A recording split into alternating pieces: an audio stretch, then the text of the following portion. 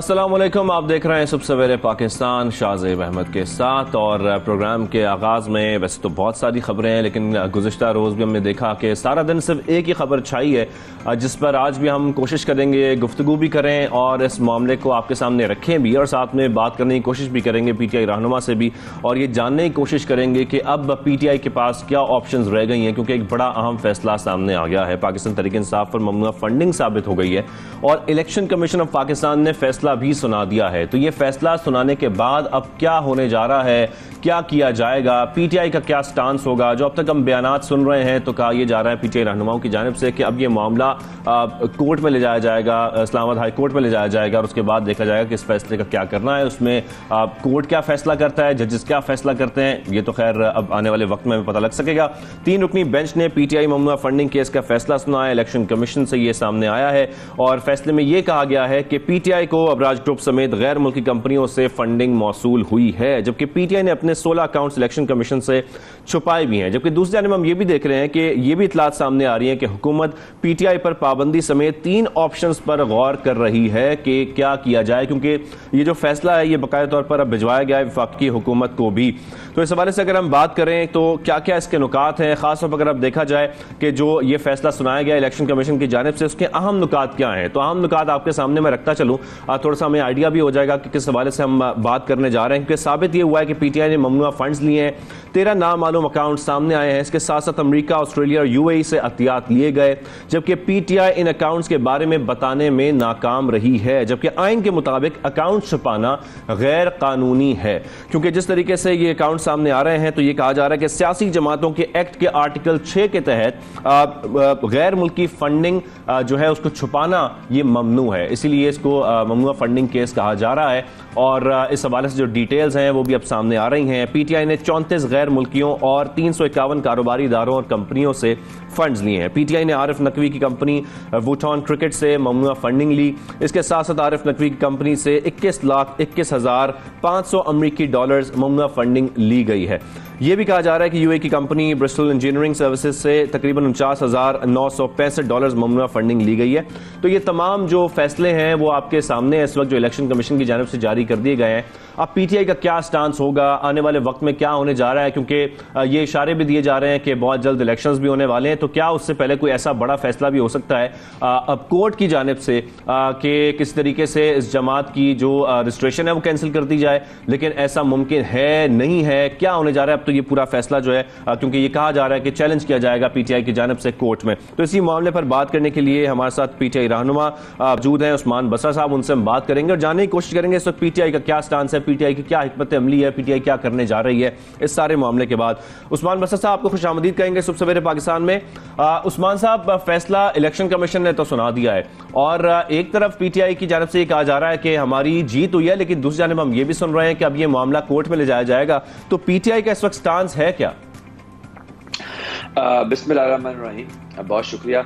देखिए, जो पाकिस्तान तहरीक इंसाफ का मौक़िफ़ है कि हमारी जीत हुई है, वो क्यों है? वो इसलिए है कि यहाँ बड़ी देर से, अरसा दराज से हमारी जो मुखालिफ पार्टीज़ हैं और जो इलेक्शन कमीशन के से भी कुछ आवाज़ें आ रही थी कि जी ये फॉरेन फंडिंग का केस है, फॉरेन फंडिंग का केस है। और हम रोज़े अव्वल से कह रहे थे कि फॉरेन फंडिंग का केस सिरे से नहीं है, ये ममनुआ फंडिंग की हद तक एक केस है जिसके अंदर, और ये पहले तो ये समझना भी ज़रूरी है कि फॉरेन फंडिंग और ममनुआ फंडिंग के अंदर ज़मीन आसमान का फ़र्क है।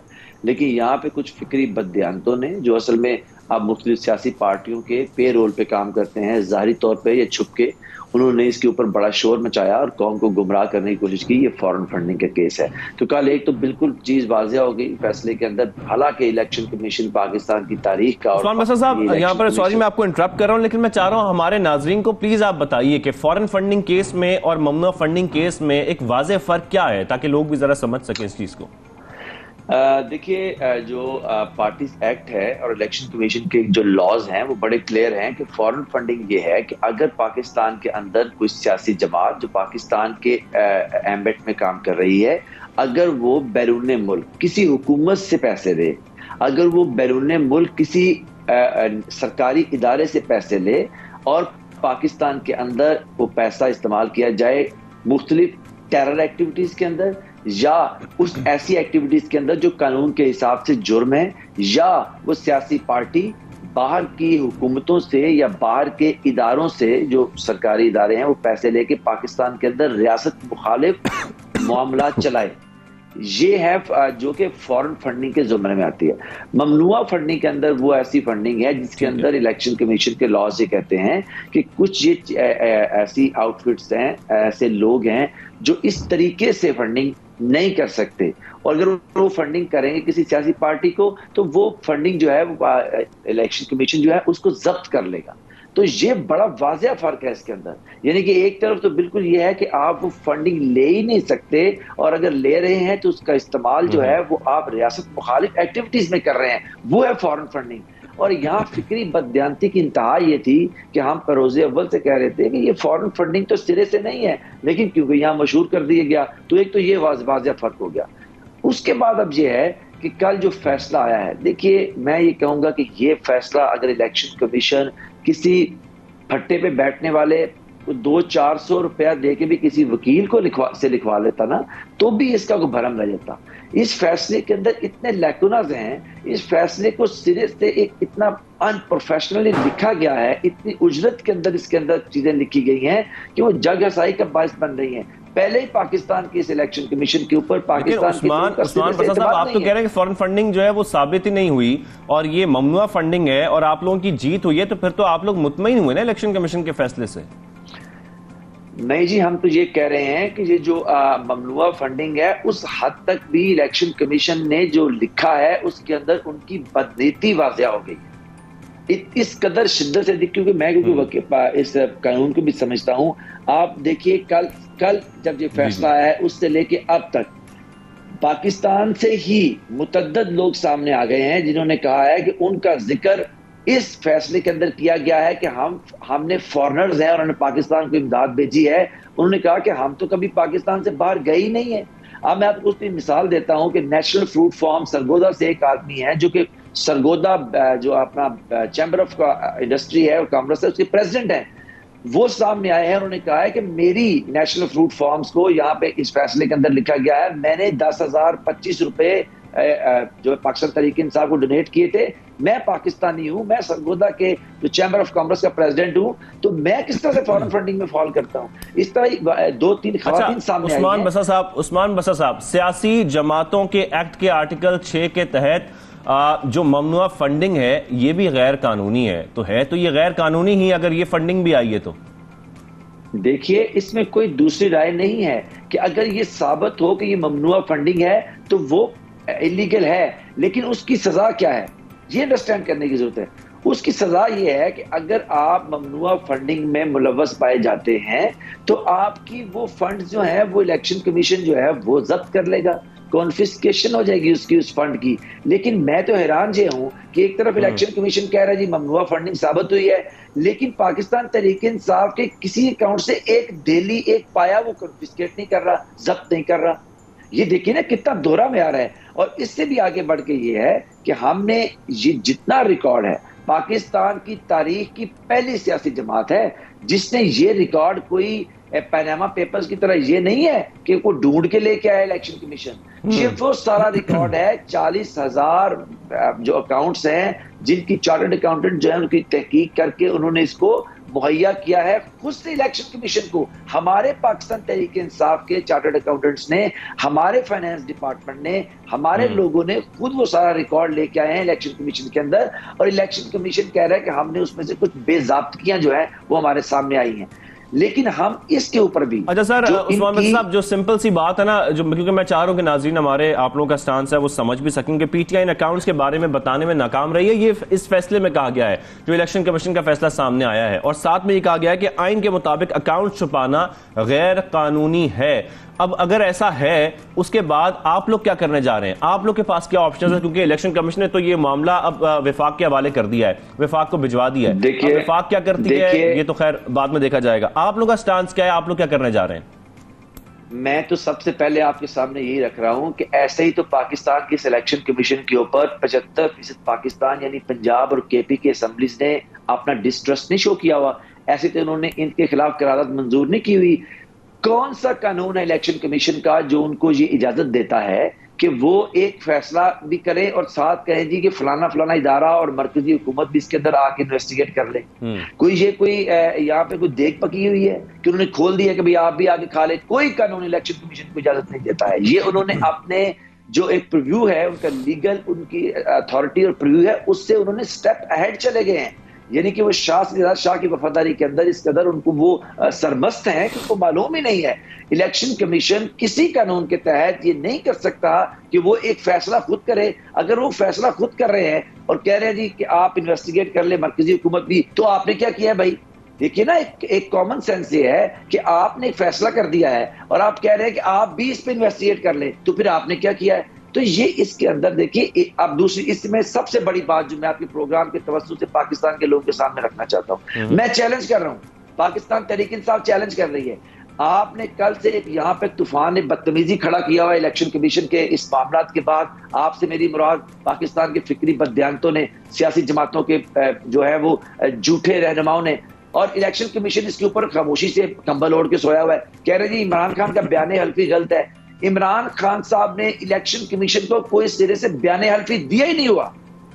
मैं तो जब से फैसला आया है उसके बाद हमारी लीडरशिप भी, और मैं पहला आदमी था जो ये कह रहा हूं कि इलेक्शन कमीशन से कि बराए मेहरबानी आप अपने फैसले में रिफ्लेक्ट कीजिए, या पाकिस्तान की सियासी जमातें और फिक्री बददियानत ये बताएं जो पाकिस्तान के लोगों को गुमराह कर रहे हैं। कौन सा अच्छा उस्मान बरसा साहब, हुकूमत जो है ना वो वजारत दाखिला के जरिए आर्टिकल 17 के तहत जो है वो सुप्रीम कोर्ट में रेफरेंस दायर कर सकती है, जिसके बाद जो आप लोगों के अकाउंट्स हैं वो जब्त भी किए जा सकते हैं, और इसके साथ साथ ये भी कहा जा रहा है कि तमाम अरकान असेंबली जो है वो नाअहल भी हो सकते हैं। ये भी पॉसिबिलिटी है। तो कोई ऐसा चांस भी है कि पीटीआई हुकूमत से पहले ही सुप्रीम कोर्ट में चली जाए अपना मामला लेकर? हजारों ख्वाहिशें ऐसी कि हर ख्वाहिश पे दम निकले, बहुत निकले मेरे अरमा, मगर फिर भी कम निकले। ये तो बिल्कुल खाम ख्याली है किसी की कि वो चला जाएगा कोर्ट के अंदर और वहां से, मैं आपको बताऊं, 14 फैसले, ये भी एक सुनने की बात है। इस इलेक्शन कमिश्नर के ये जो अभी साहब बैठे हुए हैं, 14 फैसले उन्होंने अब तक पाकिस्तान तहरीक इंसाफ के मुख्तलिफ केसेस में किए हैं, जो हमारे खिलाफ लोग आए या हम भी गए। 14 के 14 पाकिस्तान तहरीक इंसाफ के खिलाफ आए। 14 के 14 फैसले हम ले गए हाई कोर्ट के अंदर। 14 के 14 उनके फैसलों को स्ट्राइक डाउन कर दिया हाई कोर्ट ने। ये क्रेडिबिलिटी है आपके इस इलेक्शन कमीशन की और इलेक्शन कमिश्नर की।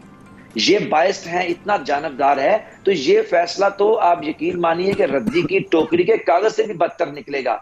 जो कानून जानते हैं उनको मालूम है कि ये फैसला नहीं है, ये अदल नहीं है, ये किसी की ख्वाहिश को पूरा किया गया है। पीडीएम की एक मुसलसल 2 अकबर एस बाबर साहब ये कह रहे हैं कि मेरे पास तमाम रिकॉर्ड्स और तमाम सबूत मौजूद हैं, जरूरत पड़ी तो मैं सुप्रीम कोर्ट में पेश कर दूंगा। अकबर एस बाबर साहब को देखिए, जितना मैं जानता हूं इतना तो उनको कोई भी नहीं जानता। हमारे साथ पार्टी में काम करते रहे हैं। हम तो ये कह रहे हैं कि जिस खोदा पहाड़ और निकला चूहा और वो मरा हुआ, जिस इलेक्शन कमीशन को 8 साल लगे ये बोदा, ये निकम्मा लूला लगड़ा फैसला लिखने में, जिसके अंदर सिरे से कोई कानून ही मौजूद नहीं है, कोई रेफरेंस इस तरह का मौजूद नहीं है स्टैंड कर सके। जो कानून को जानते हैं उनको मालूम है, हम जब जाएंगे कोर्ट के अंदर तो दूध का दूध और पानी का पानी हो जाएगा। नंबर 1, मैं आपको इतनी एक मज़ाका खेज बात बताता हूं जिसको सुन के आप भी अपनी हंसी नहीं रोक पाएंगे। इलेक्शन कमीशन ने अपने फैसले के अंदर एक बड़ी अहम चीज कोट की है कि उन्होंने किस तरह से इसको समझा कि ये फॉरेन फंडिंग का केस नहीं, ममनुआ फंडिंग है।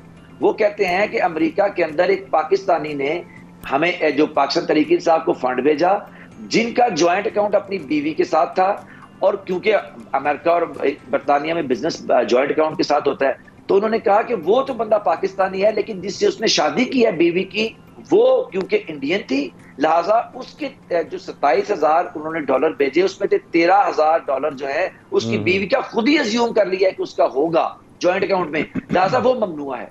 आप देखिए कि इस फैसले को आप ये जो 68 पेजेस का फैसला है, ये आप यकीन मानिए ये कानूनी तौर पे लतीफों और खामियों से भरा हुआ है।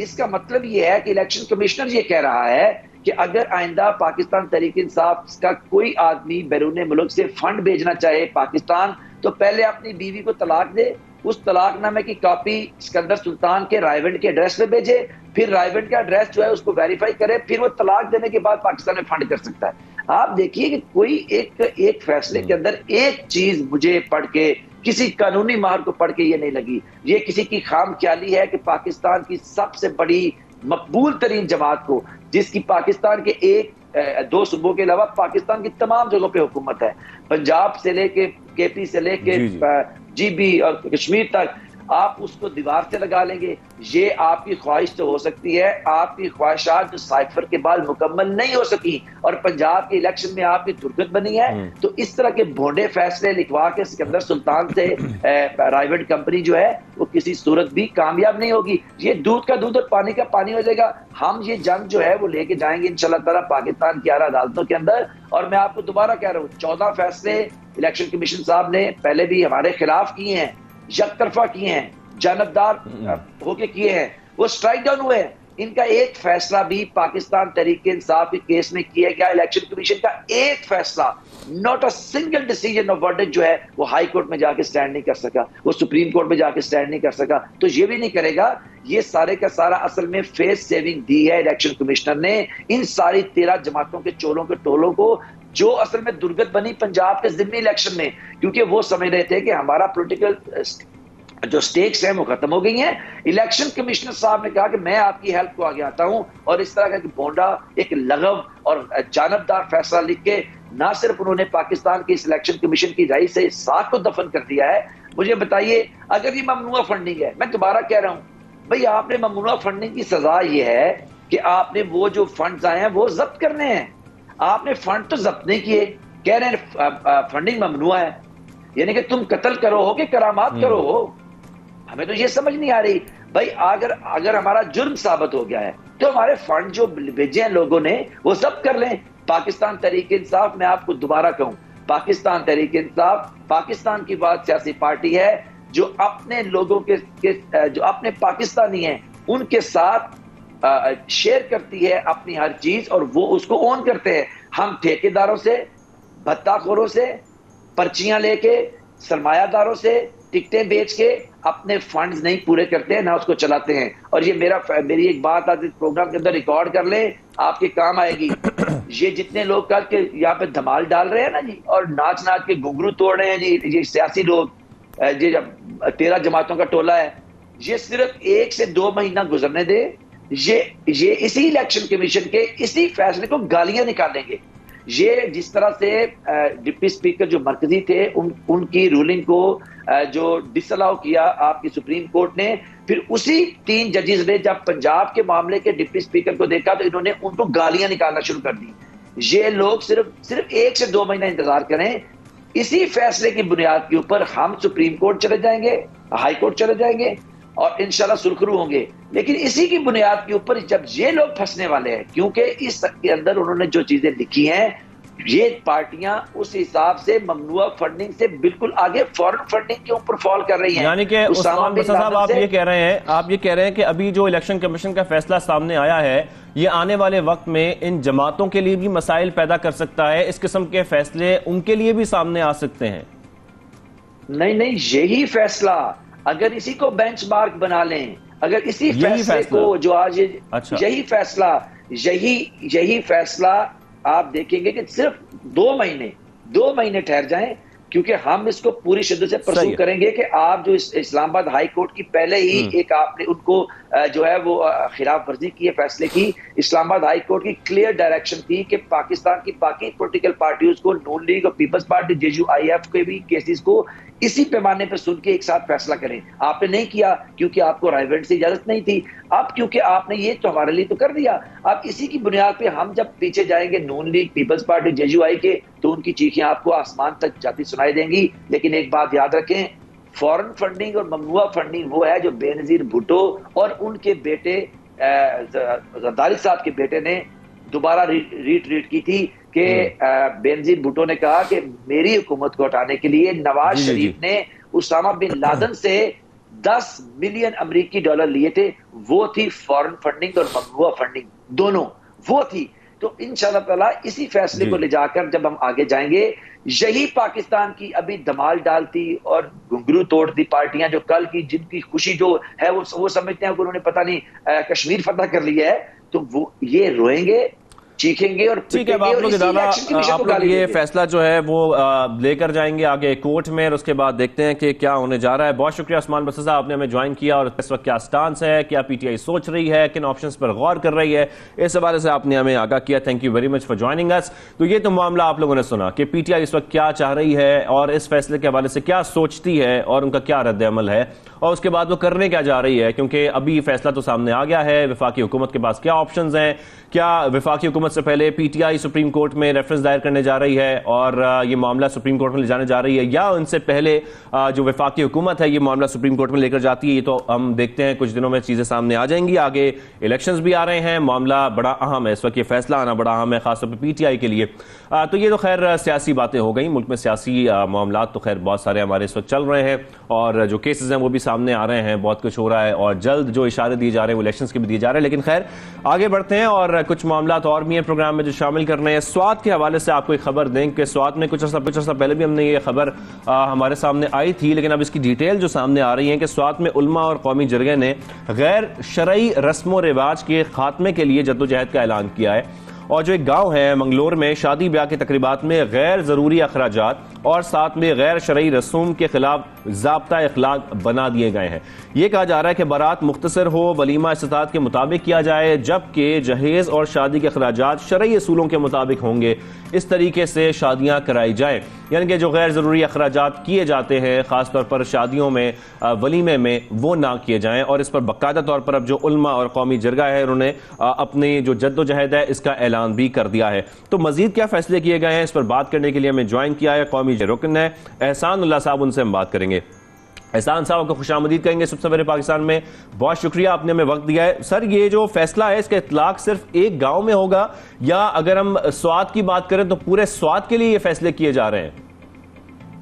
जी, शुरू में तो ये हमारे गांव में होगा। हमारा गांव बहुत बड़ा है, ये तकरीबन 4 यूनियन कौंसल पे है और तकरीबन 30,000 हमारे वोट है।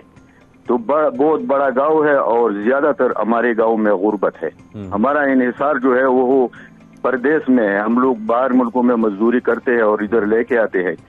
फिर ये जो काम शुरू किया है हमने, ये एक दूसरे से मुकाबला होता है, बाकी कुछ चीज नहीं होता। उधार करके एक लोग अपने शादी वगैरह बच्चों के करते हैं। तो इस वास्ते से हमने ये प्रोग्राम लाया।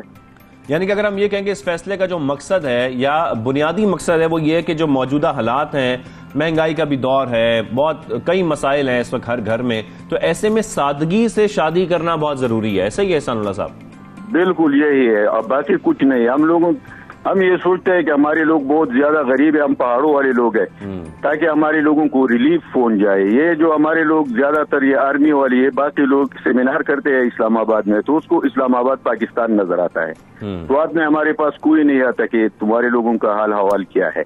तो इस वास्ते से हमने खुद अपने आप ये प्रोग्राम शुरू किया है और इंशाअल्लाह उलमा के तवसत से, अपने आप नहीं किया, क्योंकि उलमा जो है हमारी दीन का मसला है, तो हम वही काम करेंगे जो हमारी दीन में होते हैं और उसमें हमारी कामयाबी होती है। अच्छा, जैसे कहा जा रहा है कि वलीमा जो है वो इस्तात के मुताबिक किया जाए, यानी कि अगर कोई चाहे भी इस गांव में तो वो कर सकता है अगर वो खर्चा करना चाहता है, लेकिन वो पाबंद नहीं होगा। बिल्कुल, हमारे पास तो कोई फोर्स नहीं है कि हम उनको पाबंद करेंगे ना। हम तो उसको बात बताएंगे, भाई इसमें तुम्हारा खैर है और इसमें शर है, तो खैर और शर की बातें हम बताएंगे। बाकी जो हमारा मजहब कहता है उसमें हमारा नफा है, हमारा मकसद होता है कि लोगों को पैसे बचत हो जाए। गुर्बत है ना, महंगाई बहुत ज्यादा है। ये बहुत अच्छा स्टेप है, लेकिन मुझे ये बताइएगा अगर कोई फैमिली ये बात नहीं मानती और ऐसा ही उसके बाद करती है, ये रिपीट करती है, तो क्या आप लोगों ने सोचा है कि उनको सिर्फ समझाया जाएगा या कोई एक्शन भी लिया जाएगा, उनको रोकने की कोशिश की जाएगी?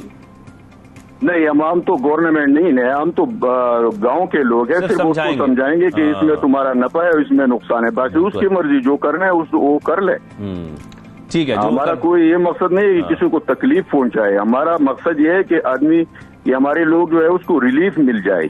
बिल्कुल, तो जो अपना रिलीफ का मकसद नहीं समझता तो ये उसकी मर्जी, जो करे, जो वो चाहे वो करे। लेकिन मुझे ये बताइएगा कि जो गाँव के लोग हैं अब वो इस पर क्या रिएक्शन दे रहे हैं? क्या वो आपके इस फैसले से, जरगे के फैसले से खुश हैं, ना खुश हैं? और क्या कोई शादी हुई है इस फैसले के बाद अभी तक जो कि सादगी से की गई हो? जी बिल्कुल, 1-2 शादी हुई। ये जो हमारा चेयरमैन है फजल गफ्फार साहब, उसकी बेटी की रिसेंटली शादी हुई थी, बिल्कुल सादगी से हुई थी।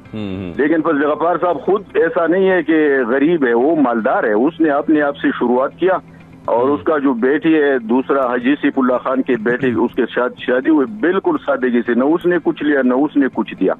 और ये प्रोग्राम हमने शुरू किया और पहले हम अपने, मेरी भी 2 बेटियों की शादी आ रही है रिसेंटली इंशाल्लाह 1 महीने बाद, तो मैं भी ऐसी मस्जिद में ये निकाह करूंगा और इसी तरह शादी करूंगा। क्योंकि आप लोग अभी एग्जाम्पल सेट कर रहे हैं तमाम गांव के लोगों के लिए कि इस तरीके से शादी की जा सकती है, सादगी से की जा सकती है, खर्चा किए बगैर की जा सकती है, ये पॉसिबल है, ताकि जो लोग हैं वो भी मुतासर हो सकें। बिल्कुल बिल्कुल जी, मैं भी 32 साल से अमेरिका में रहता हूँ, 5 साल हो गए गाँव में आया हूँ। अच्छा।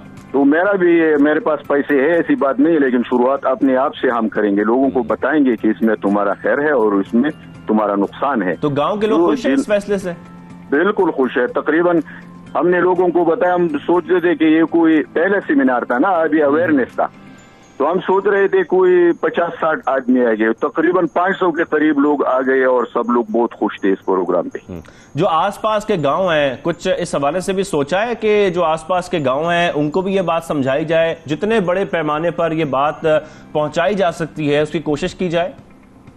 बिल्कुल, हमने इन लोगों को पहुंचाए है, जो यूनियन कौंसिल के सतह पे है, उनके जो नाजिम वगैरह है, उनको हमने लेटर भेजे है, वो बहुत खुश है उससे, वो बोलते हैं कि हमारे गांव में आ जाओ। और इंशाल्लाह अगर ये मंगलौर में कामयाब हो गया, 100% मेरा यकीन है कि कामयाब हो जाएगा, क्योंकि इसमें लोगों का फायदा। फिर हम एक गांव में जाएंगे और उसको ऐसा ही बताएंगे कि ये प्रोग्राम है, और इसमें ऐसे कोई it's not to be forced to anybody, you know, we just tell them to this is for you, this is good for you, this is bad for you. बिल्कुल, तो हमारा मकसद ये है कि हम किसी को जबरदस्ती नहीं करेंगे ना, हम गवर्नमेंट है ना हमारे साथ। जानिब से ये बहुत अच्छी बात है कि लोगों की रहनुमाई की जा रही है, उनको ये बताया जा रहा है कि ये सही है, ये गलत है, फजूल खर्ची करना इसमें कितना फायदा है कितना नुकसान है, सिर्फ इस हवाले से बताया जा रहा है, बाकी उनका फैसला, उनका अपना फैसला है। बहुत शुक्रिया। कौमी जरगे के रुकन एहसानुल्लाह साहब हमारे साथ थे और इस हवाले से बता रहे थे। मेरे ख्याल में बड़ा अच्छा फैसला, हमें भी कुछ इसके बारे में सोचना चाहिए शहरों के अंदर भी, कि अगर हम अपनी शादियों के ऊपर बहुत ज्यादा फजूल खर्च करते हैं, यानी मैं कह रहा कि अगर आप इस्तात रखते हैं जरूर खर्च करें, लेकिन अगर आप प्रेशराइज होकर खर्च करते हैं तो कोशिश करें कि ये खर्चा जितना बचाया जा सकता है बचा लिया जाए, क्योंकि इसकी वजह से बहुत सारे लोगों के ऊपर प्रेशर आ जाता है, खासतौर पर वालिदैन के ऊपर, कि वो पाबंद हो जाते हैं कि ये सारे मामला हमें करना है। यहाँ पर छोटी सी ब्रेक लेते हैं, ब्रेक के वापस आते हैं, बहुत सारे मामला हैं इस पर भी बात करनी है।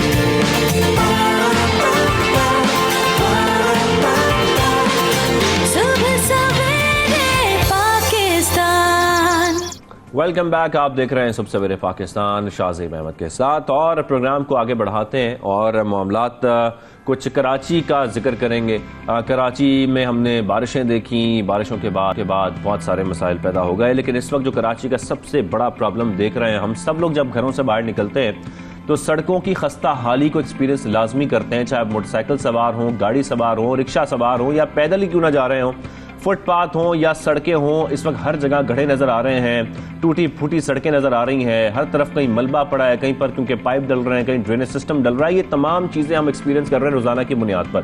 हमने पहले इस पर एक सेगमेंट भी किया था कि जो बाइक सवार है खासतौर पर उनके लिए कितना मुश्किल हो गया है इस वक्त ट्रैवल करना और कितना खतरनाक हो गया है। इसकी बड़ी वजह एक ये भी है कि तामीर और मुरम्मत में नाकिस मटीरियल इस्तेमाल किया जाता है, जरा सी बारिशें होती हैं, जरा से कुछ मामला खराब होते हैं मौसम के, ये सड़कें बैठ जाती हैं, पूरे हिस्से टूट जाते हैं, गिर जाते हैं। ये सब चीजें हम देख रहे हैं कराची में। हालिया बारिशों में भी अरबों रुपए से बनाई गई ये सड़कें तबाह हो गई, और इसकी जो फुटेज हम आपको वो दिखा रहे हैं किस तरीके से तबाह हुई हैं, और हम ये सब देख रहे हैं कराची में। टूट फूट की शिकार सड़कें शहरियों के लिए अजियत का बाइस बनी हुई हैं, लोग परेशान भी हैं। जब एक ट्रैवल करना होता है आपने 20 मिनट का, वो 40 मिनट पर चला जाता है, क्योंकि आप अपनी गाड़ी या मोटरसाइकिल तेज कर ही नहीं सकते इन खड्डों की वजह से।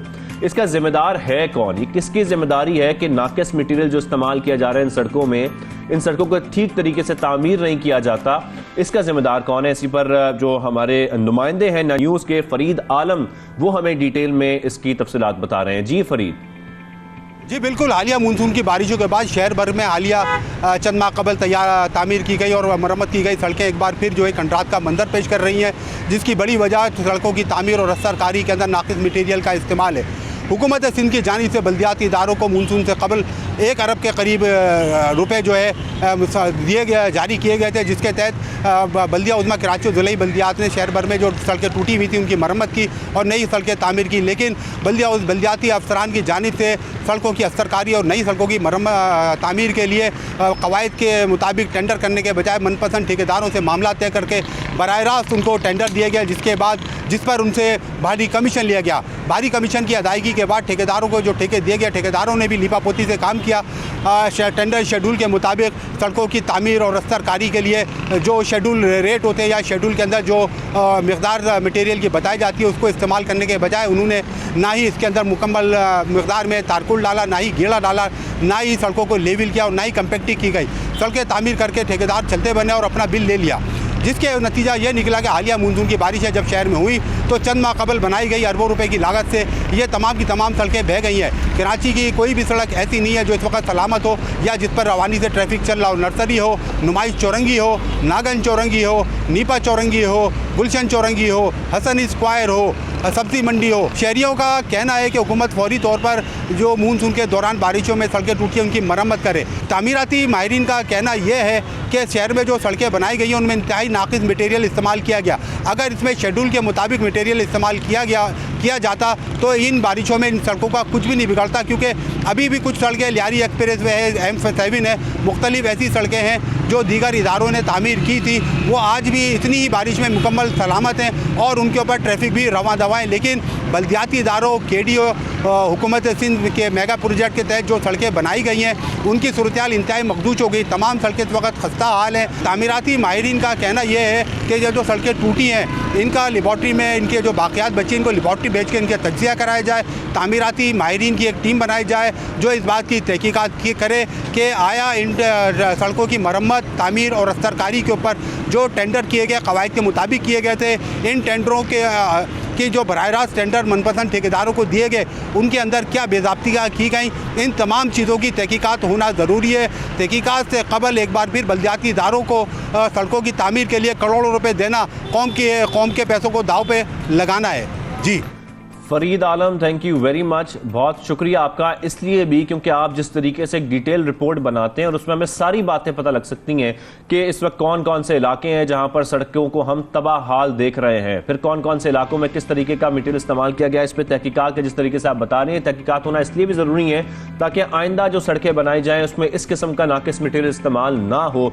थैंक यू वेरी मच, बहुत शुक्रिया। फरीद आलम हमारे नुमाइंदे हमारे साथ मौजूद थे और तफसीलन हमें बता रहे थे कि मनपसंद ठेकेदारों को किस तरीके से कॉन्ट्रैक्ट दिया जाता है और किस तरीके से ये मटीरियल इस्तेमाल करने के बाद ये सड़कें तबाह हो जाती हैं जब भी बारिशें होती हैं। ये हर साल हम देखते हैं, जब शेड्यूल के मुताबिक काम नहीं होंगे, प्रॉपर तरीके से काम नहीं होंगे तो फिर यही सब कुछ हमें देखने को मिलेगा।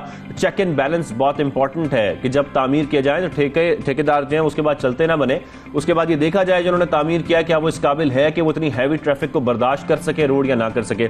तो ये तो पूरा मामला है हमारे शहर खासतौर पर कराची में, और हम उम्मीद करते हैं कि इस पर कुछ खास तौर पर तहकीकात भी की जाए, कुछ सोचा भी जाए ताकि शहरियों को किसी किस्म का कोई तो रिलीफ मिले। खैर, एक और आलमी वबा के बारे में हम बात करना चाहेंगे, इस प्रोग्राम में जिक्र करना चाहते हैं क्योंकि इसलिए भी इंपॉर्टेंट है। आलमी इदारा सेहत ने मंकी पॉक्स को आलमी हेल्थ एमरजेंसी अब करार दे दिया है, तो इसलिए हम सब के लिए इससे बचना, इसके बारे में आगाही रखना बहुत इंपॉर्टेंट है।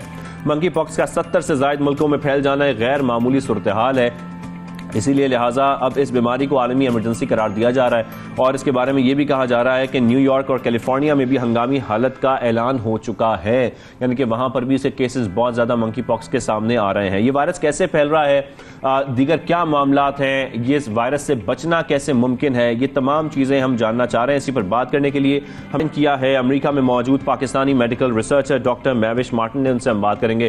डॉक्टर साहब, आपको खुशामदीद करेंगे सबसे सवेरे पाकिस्तान में। Thank you very much for your time. Doctor साहब, सबसे पहले तो मैं आपसे यही जानना चाहूंगा कि ये मंकी पॉक्स है क्या? सबसे पहले तो ये कि मंकी पॉक्स क्या है। मॉन्की पॉक्स जो है इट्स अ रेयर डिज़ीज़। अब रेयर तो नहीं रही, अब तो ये है कि ये फैलती जा रही है, और जिसकी वजह से WHO ने इसे पब्लिक हेल्थ इमरजेंसी जो है वो डिक्लेयर किया है।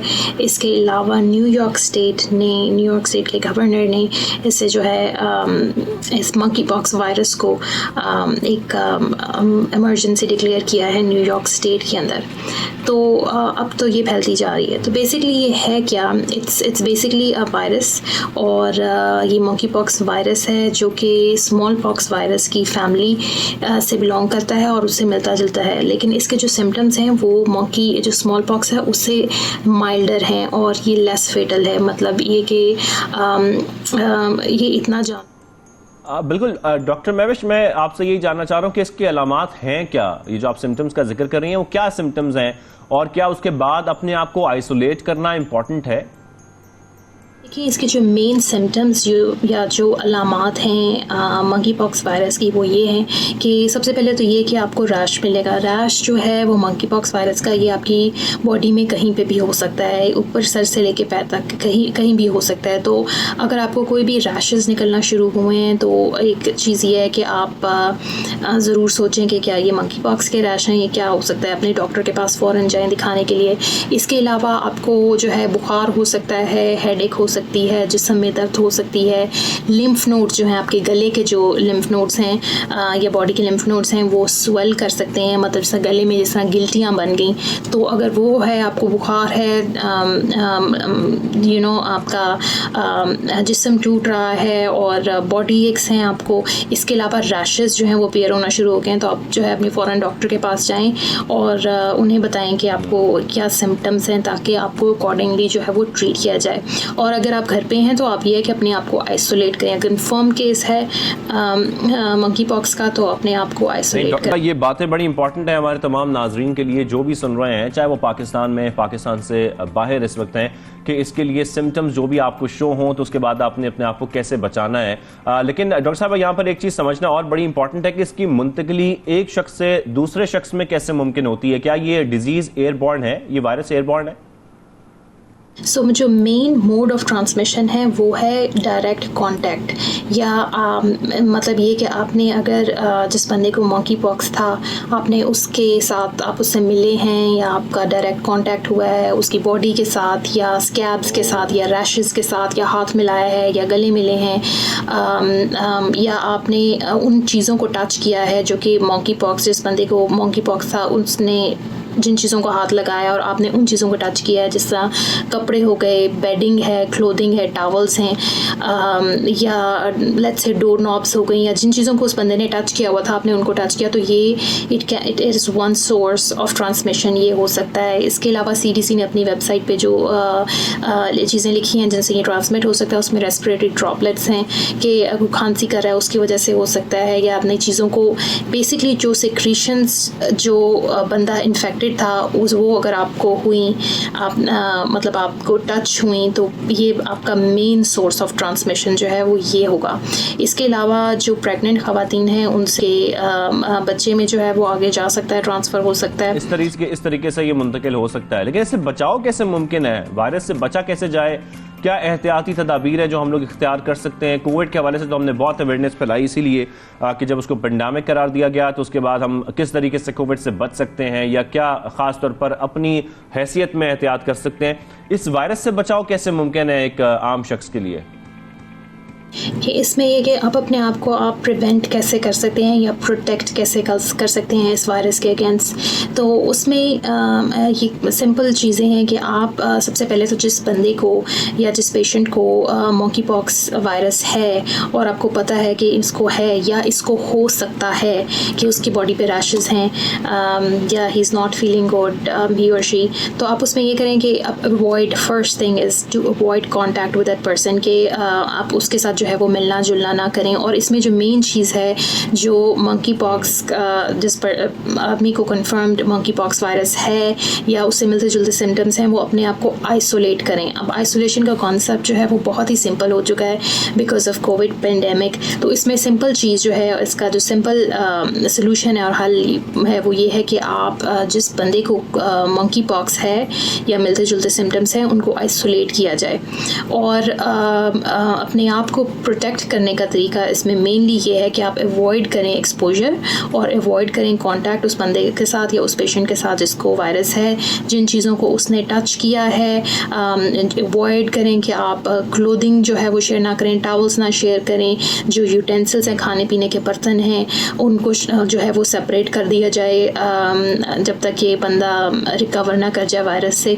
और हाथ धोएं, जो मेन चीज़ है इसमें वो ये है कि अपने हाथ धोएं। अगर आपने किसी बंदे को टच भी कर लिया है और आपने ग्लव्स नहीं पहने हुए थे, क्योंकि जो हेल्थ केयर प्रोफेशनल्स हैं उन्होंने तो हमने हर टाइम जो है वो ग्लव्स पहने होते हैं अगर हमने पेशेंट को देखना होता है, स्पेशली अगर पता है वेरीफाइड आपके पास केस है मंकी पॉक्स का, तो ग्लव्स पहने होते हैं, आपने गाउन पहना होता है, कॉन्टैक्ट आइसोलेशन मेजर्स जो हैं वो आप यूज़ करते हैं। तो उस सूरत में जो आम लोग हैं वो ये है कि सबसे पहले अगर आपने टच कर लिया है या आप फील कर रहे हैं कि इस बंदे को हो सकता है मंकी पॉक्स वायरस हो, तो उसमें आप सबसे पहले अपने हाथ धोएं, साबुन के साथ अपने हाथ धोएं अच्छी तरह से। Alcohol based sanitisers are still the best, जो है अल्कोहल बेस्ड सैनिटाइज़र्स जो हैं उनको यूज़ करें। और जो वेस्टर्न या अफ्रीकन कंट्रीज़ में लोग हैं उनको यही है कि उनको यही कहा जाता है कि आप मंकीज़ वगैरह से जो है वो दूर रहें।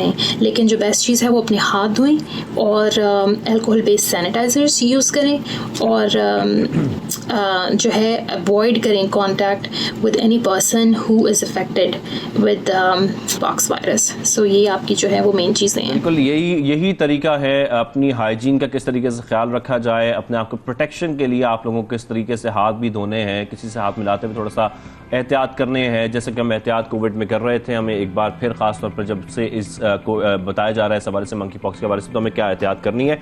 हमारे नाज़रीन को आप कुछ पैगाम देना चाहती हैं आखिर में महविश साहिबा?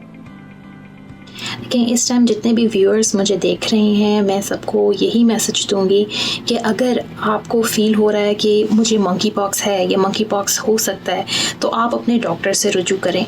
और इसमें सबसे पहले जो मेन बात वो ये है कि अगर आपको रैशेस जो हैं वो आपको बीमारी में या इस डिज़ीज़ में शुरू में हो सकते हैं या लेट हो सकते हैं, तो ज़रूरी नहीं है कि सबसे पहले आपको रैश ही अपीयर होगा और उसके बाद आपको बुखार होगा या जिस्म में दर्द होगी या हेडेक होगी या बाकी सारे सिम्टम्स होंगे।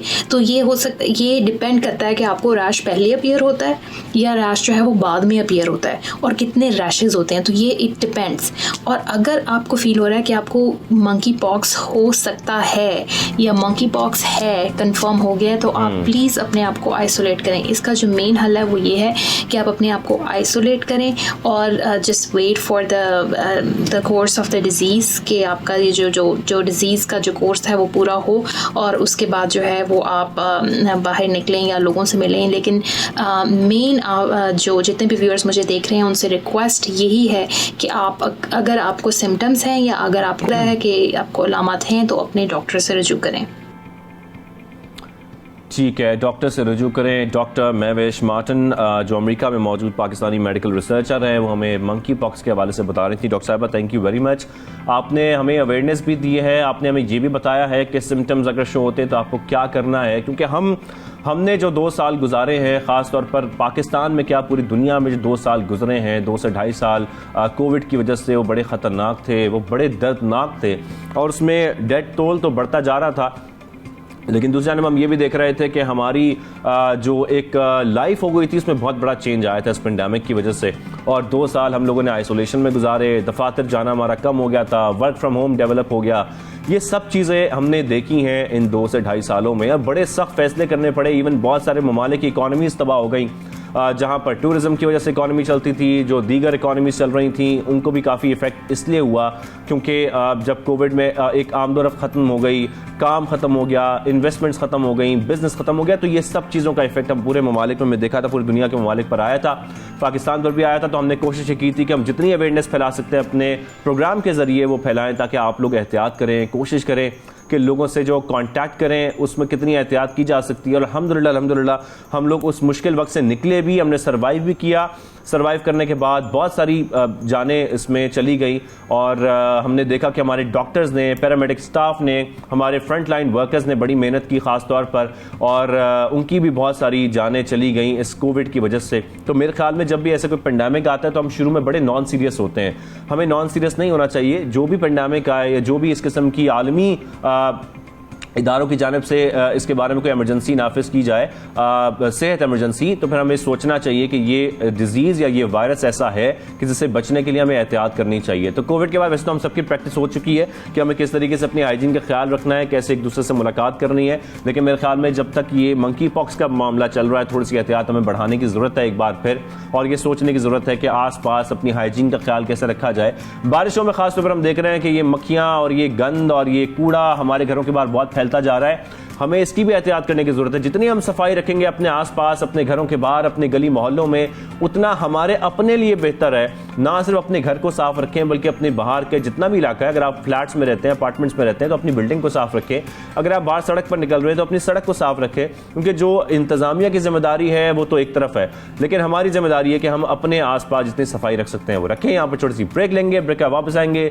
मजीद सेगमेंट्स भी हैं जो प्रोग्राम में शामिल करने अभी बाकी हैं।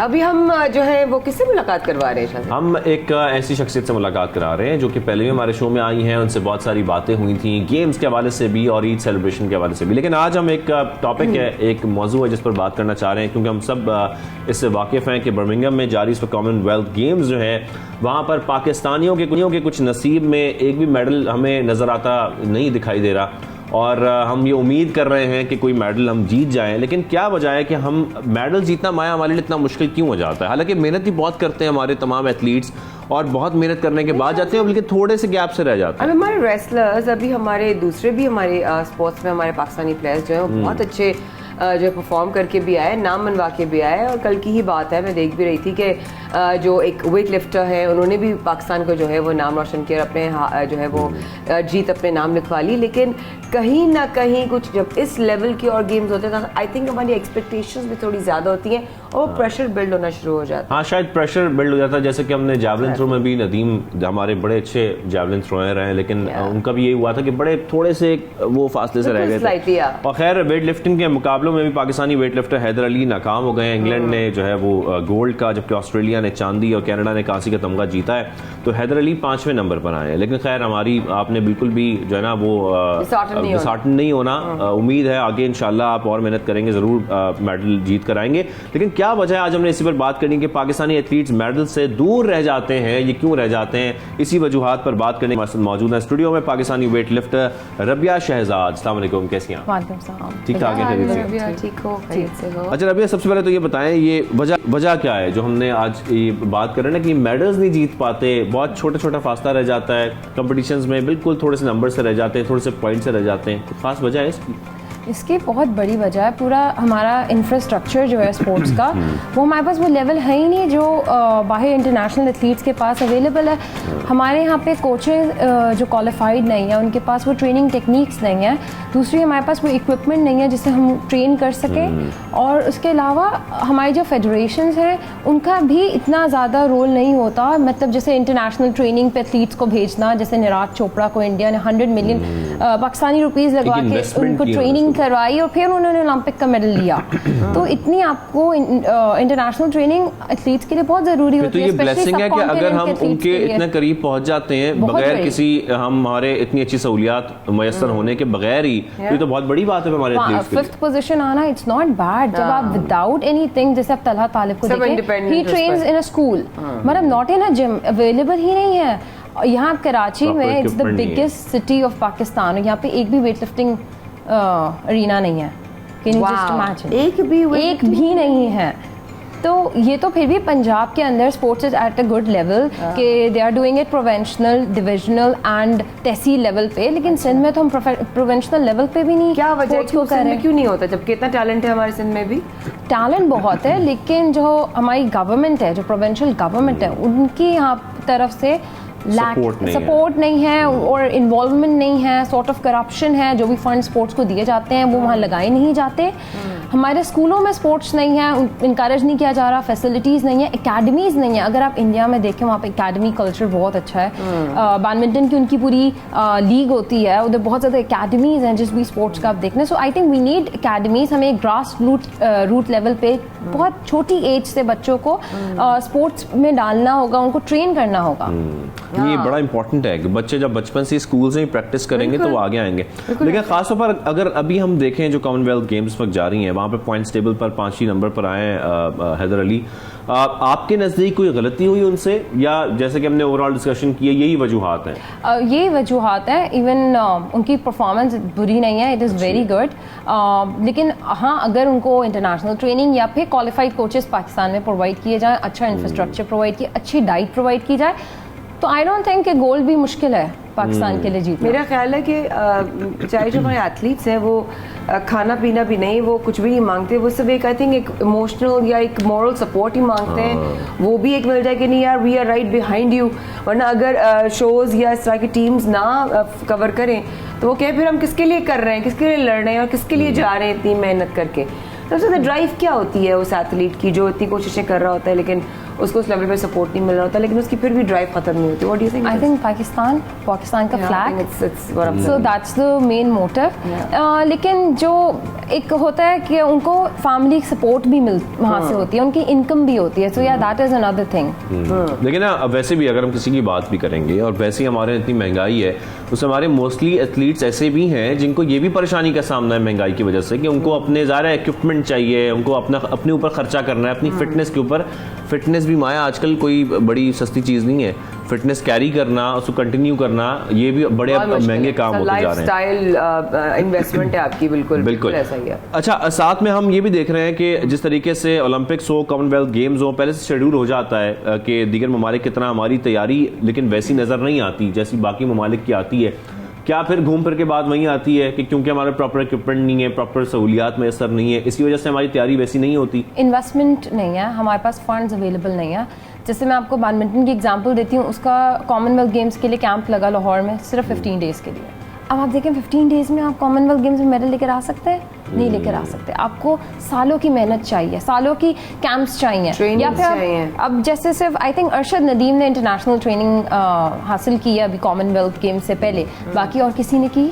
कोई और एथलीट? कितना खर्चा आता होगा एक एथलीट पर, उसकी ट्रेनिंग पर? अगर तुम कहती हो कि चलो साल की आर्टिस्ट, अगर हम वेट लिफ्टिंग की बात भी कर लें, हाँ चलो अप्रॉक्स कितना खर्चा? इट्स विद इन पाकिस्तान, और पाकिस्तान अगर करना चाहें उस पर, सो इट्स देखें अब जैसे महंगाई हुई है उसके बाद इफ यू अगर वेट लिफ्टिंग की बात करें तो इसमें यू नीड मोर प्रोटीन। तो प्रोटीन जैसे कीमा हो गया, इट्स आई थिंक 1600 रुपीज़ पर केजी। नट्स जैसे आलमंड है, इट्स लाइक 2500 रुपीज़ पर केजी। तो आप उसे अंदाजा लगा सकते हैं प्रोटीन इंटेक कैसे पूरा होगा, फिर ये बड़ा मसला है। इसका मतलब वहाँ उसको सपोर्ट चाहिए, राइट? वहाँ भी इंफ्रास्ट्रक्चर में भी और क्वालिफाइड कोचेस में भी जो आपको सही गाइडेंस प्रोवाइड कर सकें। एज एन एथलीट जो मुझे प्रॉब्लम्स फेस हुई वो ये, I was so stuck for years कि मैं अपना बॉडी वेट क्या रखूं, मैं कौन सी वेट कैटेगरी में खेलूं। So I was always going for the wrong weight category. क्या आई तभी होता है जब आपको गाइड करने वाले सही लोग होंगे और कोचेस ये बताएंगे कि आपको इस कैटेगरी में खेलना है, इस कैटेगरी के लिए आप फिट हैं। अच्छा, ये मुझे जरूर बताइएगा क्योंकि हम फाइनेंशियल प्रॉब्लम्स की भी बात कर रहे हैं कि स्पॉन्सर्स हम देखते हैं ज़्यादातर क्रिकेट प्लेयर्स के लिए चले जाते हैं, चाहे वो कोई भी लीग हो रही हो, इवन हमारी लोकल लेवल पे हो रही हो या कोई इंटरनेशनल हो रही हो, तमाम स्पॉन्सर्स तरफ जाते हैं। जो बाकी एथलीट्स हैं, स्पॉन्सर्स इस तरफ क्यों नहीं आते, क्या वजह है इसकी? आई थिंक व्यूअरशिप का मसला है। क्रिकेट को लोग ज़्यादा देखते हैं, लोग ज़्यादा पसंद करते हैं बिकॉज इट्स अ गेम जिसमें कोई भी कभी जीत सकता है। समटाइम्स इंडिया जीत रहा है, कभी पाकिस्तान जीत रहा है, कभी इंग्लैंड, कभी Australia, so everyone is winning. तो आपका एक बहुत वो लक वाला भी गेम मुझे लगता है कि कभी कोई जीत गया, सो इट्स वेरी इंटरेस्टिंग। बिल्कुल, थैंक यू वेरी मच, बहुत शुक्रिया, आप हमारे साथ मौजूद थी रबिया। और जिस तरीके से बातें कर रहे थे हम कि इस वक्त हमें क्या ज़रूरत है, हमारे जो एथलीट्स हैं खासतौर पर उनको किस तरीके से सपोर्ट की ज़रूरत है, चाहे वो फाइनेंशियल है, मोरल सपोर्ट है या उनको अच्छे कोचेस प्रोवाइड करके है, ये सब कुछ बहुत इंपॉर्टेंट है। बिल्कुल ऐसा ही है।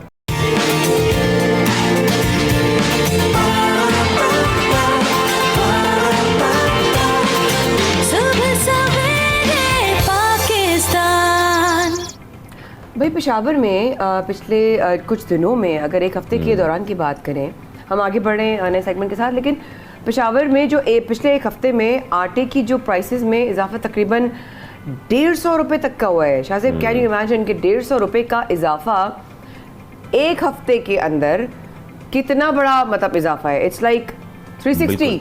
20 किलोग्राम का थैला है जिस पर 150 रुपये इजाफा हुआ है, और बताया जा रहा है कि थैले की कीमत पहले 1800 रुपये थी और अब वो बढ़कर 1950 रुपये हो गई है। जबकि शहर में जो फाइन आटा है इसकी कीमत के हवाले से कहा जा रहा है कि 150 रुपये के इजाफे से वो 1950 से बढ़कर 2050 रुपये हो गई है। लेकिन इसकी वजूहात क्या है, आटे की कीमतों में मुसलसल इजाफा क्यों हो रहा है?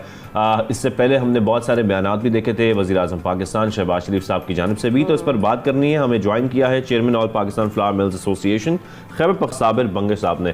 साबिर साहब को खुशामदीद कहेंगे सुबह सवेरे पाकिस्तान में। साबिर साहब, सबसे पहले तो आपसे यही जानना चाहते हैं कि वजूहात क्या है मुसलसल जो हम इजाफा देख रहे हैं कीमतों में आटे की? जी अस्सलाम वालेकुम, बहुत शुक्रिया जी 92 न्यूज़ का, शाहज़ेब साहब आपका, हमारे खान आपका, जो आपने आज हमारे KPK का एक बहुत दीरीन जो मसला हमारा चल रहा है उसको आप लोगों ने ऑन एयर किए। देखिए जी, जिस तरह आपने बताया कि ये आटा 150 रुपये जो तेला जो एक हफ्ते के दरमियान ये रेट जो बढ़ चुका है, तो इसकी सर जो मेन जो रीज़न है वो ये है कि क्योंकि हमारा सूबा जो है वो डिफिशेंट सूबा है, और हम गंदम की पैदावार के हिसाब से जो हमारी पैदावार हमारी है वो तकरीबन 8 लाख मेट्रिक टन सालाना है, जहाँ पे हमारी खुराक वो 50 लाख मेट्रिक टन सालाना है। तो जो डिफिशिएंसी हमारी ये गंदम की पैदावार में आई है, तो वो ज़ाहिर है हम या तो हम इंपोर्ट्स की मद में ये पूरा करते हैं या फिर हम पंजाब से जो है ये रिकवर कर लेते हैं। चूंकि ये पंजाब की जो पॉलिसीज अभी अनाउंस हुई थी, तो उससे हमारा सूबा जो है वो बहुत सफ़र हुआ है, क्योंकि यहाँ पे हुकूमत के जो चेंजेस आए दरमियान में, तो इससे भी हमारे जो आटे की तरसील थी, गंदम की तरसील, उसमें बहुत जी रुकावटें आई है, जिससे ये आटे की रेट जो है ये मजीद बढ़ गए जी। लेकिन इस तरीके से अगर हम बात करें इस वक्त साबिर साहब के कुछ अर्सा कबल वज़ीर आज़म पाकिस्तान शहबाज शरीफ साहब ने भी ऐलान किया कि जी KPK में सस्ते आटे की फरामी जो है वो यकीनी बनाएंगे। उस ऐलान पर अमल तो हुआ नहीं, उल्टा और जो है ना आटा महंगा हो गया। अब इस पर आप क्या कहेंगे? देखिए, इस तरह के ऐलानात तो इन्होंने पहले भी काफ़ी दफ़ा कर चुके हैं, लेकिन इन ऐलानात पे अगर ये लोग अमल नहीं करेंगे तो उससे मार्केट और जो है मुतासर हो सकती है, क्योंकि ये लोग जो भी सियासत में आते हैं, जो अपनी सीट को बचाने के लिए, ये इसी तरह कौम को धोखा देने के लिए यही बातें करते रहते हैं। हम तो शहबाज शरीफ साहब से ये कहते हैं कि खुदारा हमारे सूबे में जो डिफिशेंसी है वो आप हमें उस गंदम की फरावानी को आसानी कर दें। हम आपसे ये गंदम और आटा हम आपसे ख़रीदते हैं, हम आपसे फ्री नहीं मांगते हैं। हमें अल्हम्दुलिल्लाह अल्लाह ने इस्तिताअत को दी है, हम आपसे ये खरीद के अपने आवाम को ये आटा यहाँ पे सस्ते दामों पहुँचाने की हमारी जिम्मेदारी है। तो हमें ये रास्ते जो है ये क्लियर कर दें। हमारे चेक पोस्टों के ऊपर हमारी गाड़ियाँ रोक दी जाती हैं, अटक चेक पोस्ट पे हमारी गाड़ियों से जी हज़ारों रुपए वो रिश्वत लेके वो गाड़ी हम छुड़ा देते हैं। वो गंदम की ये जो आपने निशानदेही की है ना, ये बात हम पहले भी सुनते रहे हैं साबिर साहब। जैसा कि आप बता रहे हैं कि 50 लाख मेट्रिक टन इस वक्त ज़रूरत है, पैदावार 8 लाख मेट्रिक टन है जब KPK की हम बात करते हैं, लेकिन ये जो आप शिकायत कर रहे हैं हम पहले भी सुनते रहे हैं। क्या आपने ये शिकायत हुकूमती नुमाइंदों तक पहुँचाई है बात कि इस तरीके से अगर पैसे वसूल किए जाएंगे जगह जगह चेक पोस्ट पर, तो फिर जाहिर बात है अगर जो पहली बात फसलें आपकी पहली तबाह हो गई, जो बचा कुचा आटा है अगर वो ट्रांसपोर्ट किया जा रहा होगा KPK पंजाब से, और रास्ते में ऐसे अगर पैसे लिए जाएंगे तो फिर तो कीमत में ऑटोमेटिकली इजाफा हो जाएगा। जी शाहज़ेब साहब, बिल्कुल आपने बजा फरमाया। ये हमने बारहा इनसे हमारे हायर अथॉरिटी जितने हैं उनसे भी हमने रब्ते करने की कोशिश की, बल्कि उनके नोटिस में ये बात हम ला भी चुके हैं। लेकिन मसला ये है जिस चेक पोस्ट पे हमारी गाड़ी रोक दी जाती है, सपोज हमारे अटक या DA खान या मियाँ वाली साइड से जो गंदम की तरसील या आटे की तरसील जहाँ से होती है, वहाँ पर जब हम मुतल्लिका जिस बंदे ने ये गाड़ी रोकी होती है, जब हम उनसे कॉन्टेक्ट करते हैं तो वो हमें कहते हैं कि हमें ऊपर से ऑर्डर है। फिर हम उससे ऊपर चले जाते हैं AC DC तक, तो वो फिर वही बात दोहराते हैं कि हमें ऊपर से ऑर्डर है। यानी आप समझ लें कि ये ऑर्डर तकरीबन CM साहब सिर्फ पैसे वसूल करना, सच इज इनके पास कोई प्रॉपर नोटिफिकेशन की कॉपी नहीं है, क्योंकि आर्टिकल 151 के तहत अगर देखा जाए तो पाकिस्तान के अंदर गंदम और आटे की फ्री मूवमेंट है। ये आर्टिकल है 151 में ये साफ तौर पर लिखा गया है, लेकिन पंजाब की तरफ से इसके एवज जो है कुला खिलाफ वर्जी वो कर रहे हैं। ना कोई इसके एवज को इन्होंने नोटिफिकेशन जारी किए हैं, ना कोई इनके पास प्रॉपर कोई कॉपी या हमें लेटर है जिससे हमें मुतमईन कर सके, लेकिन सिर्फ इन्होंने रिश्वत का बाजार गर्म किया हुआ है। और हमारे सूबे में जो डिफिशेंसी है या जो यहाँ पे आटे की कीमतें रोज बरोज बढ़ रही है, वो इसी वजह से रोज बरोज बढ़ रही है कि हम हर चेक पोस्ट पे हजारों लाखों रुपए रिश्वत देके हम वो गाड़ी अपने केपीके सूबे जो है वो लेकर आ रहे हैं। क्या कसूर है? उसको कभी रिलीफ मिलेगा कि नहीं मिलेगा? महंगाई उसके ऊपर तो सबसे ज्यादा पहाड़ तो महंगाई का उस पर गिरा है ना, आम आवाम पर। उसको कब रिलीफ मिलेगा, कैसे मिलेगा? देखिए, अगर हम आवाम की सोचेंगे ना, जाहिर है हम खुद ही आवाम का एक हिस्सा है। हम केपीके में भी ये तकरीबन हमारी जो 4 करोड़ आवाम है वो हर साल इसी तरह जो पीसी जाती है, उसमें इस साल हमें केपीके गवर्नमेंट ने 35 अरब रुपए सब्सिडी दी है, जिससे हम 14 लाख मेट्रिक टन गंदम खरीदेंगे। वो भी उसमें 4 लाख टन पास्को से, 10 लाख टन हम पंजाब फूड से खरीदेंगे। लेकिन चूंकि अभी उन्होंने वो तरसील उस हिसाब से हमें शुरू नहीं किए, यहाँ पे हमारी केपीके गवर्नमेंट ने वही आटा सब्सिडाइज नरखों पे 950 रुपए से 980 रुपए में 20 किलो तेले का हमने इजरा शुरू किया है, जो अभी तकरीबन 2850 मेट्रिक टन हम रोजाना की बुनियाद पर हम दे रहे हैं।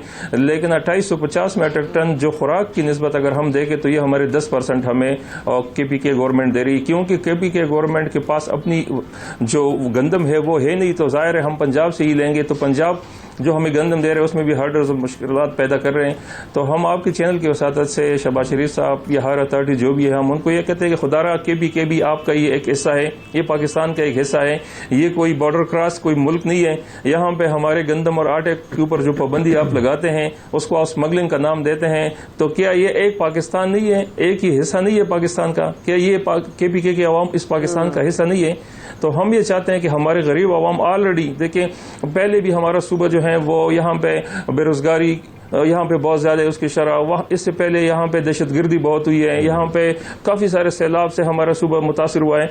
तो हम चाह रहे हैं कि खुदारा मजीद आप क्या कर रहे हैं? आपके मुताबिक आने वाले वक्त में चंद माह में क्या कीमतें मजीद ऊपर जाएंगी, कीमतों में मजीद इजाफा हो सकता है आटे की? शाहजेब साहब, देखिए, जिस तरह हमने पहले जब ये 1400-1500 रुपए पे आटे का जो तेला था, मैंने ये बात कही थी कि ये 2000 रुपए तक पहुंचेगा। तो ये जो अभी जिस सिचुएशन से हम अभी गुजर रहे हैं, ये हमारे तकरीबन 1-2 महीने पहले हमारी क्रॉप कटिंग हुई है। यानी ये इन दिनों में हमारी गंदम हमारे पाकिस्तान में बहुत वाफिर मकदार में हुआ करती थी, लेकिन अनफॉर्चुनेटली जिस तरह मौसमी तब्दीलियों की वजह से या गंदम की पैदावार थोड़ी कम हुई है, उससे ये तो अब जब हम सितंबर, अक्टूबर, नवंबर, दिसंबर में जाएंगे तो ये आटा तो आप समझ ले 2000 से 2500 तक ये आटा जा सकता है। सही बात है, यानी कि अभी ये और भी बढ़ने के खदशात तो हैं। साथ साथ हमारे साथ मौजूद थे इस वक्त इस तरह chairman all Pakistan flour mills association से साबिर बंगर साहब, उन्होंने बड़े क्लियरली इस बात ही किया। साबिर साहब फरमा रहे थे कि भाई ये तो अभी जिस तरह से जहाँ जहाँ जगह जगह रिश्वत ली जाती है, इस तरीके से आम आवाम को इस तरह प्रेशराइज किया जाता है, जो कि उसकी पहुंच से ऑलरेडी बहुत दूर अब जा चुका है और उसमें कोई कमी उनको नजर नहीं आएगी। बहुत शुक्रिया, आपने वक्त निकाला। और हम वाकई में ये 150 रुपये कोई थैला जिसकी 20 किलोग्राम की जिसकी जो है वो वजन हो, और 150 रुपए एक हफ्ते के अंदर, तो शाहजेब दूसरे हफ्ते में हम क्या एक्सपेक्ट कर रहे हैं? समझ ये नहीं आती कि ऐसे ऐलानात फिर क्यों किए जाते हैं वजीर आजम की जानिब से कि सस्ता आटे की फराहमी को यकीनी बनाया जाएगा। अगर ये मालूम है बात कि पंजाब से जो आटा है, पहली बात की पैदावार कम हुई है, फसलें तबाह हो गई हैं और उसके बाद ट्रांसपोर्ट में भी इतने मसाइल होंगे, तो फिर सस्ते आटे की यकीनी कैसे हो सकता है कि उसको यकीनी बनाया जाए? तो ये सारी सूरत हाल हमने देखी, लेकिन खैर हम उम्मीद करते हैं कि इसी कीमतों में मजीद इजाफा ना हो ताकि आवाम को कुछ रिलीफ मिले। जिस तरीके से कीमतों में इजाफा हो रहा है, घर पर खाना पकाना मुश्किल हो जाएगा लोगों के लिए। अगर आपको जिगर का मसला है और जिगर में आपके दर्द हो रहा है, मतलब जिगर आपका वो दोस्त जिगर नहीं, वो जिगर जो अल्लाह ने आपको आपके जिस्म के अंदर अता किया है, अगर आपको लगता है आपके जिगर में मसला है और आपको अच्छी नींद नहीं आती है या आप अच्छी नींद नहीं लेते हैं, तो ये फिक्र करने की ज़रूरत है, बिकॉज नींद ना लेने पर, नींद ना अच्छी करने पर, नींद ना अच्छी हासिल करने पर आपको ढेरों बीमारियों के साथ साथ जिगर का भी मसला हो सकता है। बिल्कुल, और ये भी कहा जा रहा है कि अक्सर हम देखते हैं कि लोग बैठकर अपने जो नींद है वो पूरी कर रहे होते हैं, तो प्रॉपर स्लीप भी बहुत ज़रूरी है कि अगर आप प्रॉपर स्लीप नहीं ले रहे तो फिर भी आप जो मेटाबॉलिक बीमारियाँ इसका शिकार हो सकते हैं। साथ में चीनी माहिरीन ये भी कह रहे हैं कि 5000 अफराद पर यह तहकीक की गई है और मालूम ये हुआ है कि जो अफराद पुरसकून नींद नहीं करते, जो नींद की कमी का शिकार रहते हैं, उनमें जिगर में चर्बी में इजाफा हो जाता है, चर्बी बढ़ जाती है और फिर उनकी जो बीमारियां हैं उसमें इजाफा हो जाता है। तो नींद हमारे लिए कितनी इंपॉर्टेंट है, हमारी सेहत के लिए कितनी इंपॉर्टेंट है, ये आज हम जानना चाह रहे हैं। बिल्कुल ऐसा ही है, नींद हमारे लिए बहुत इंपॉर्टेंस रखती है,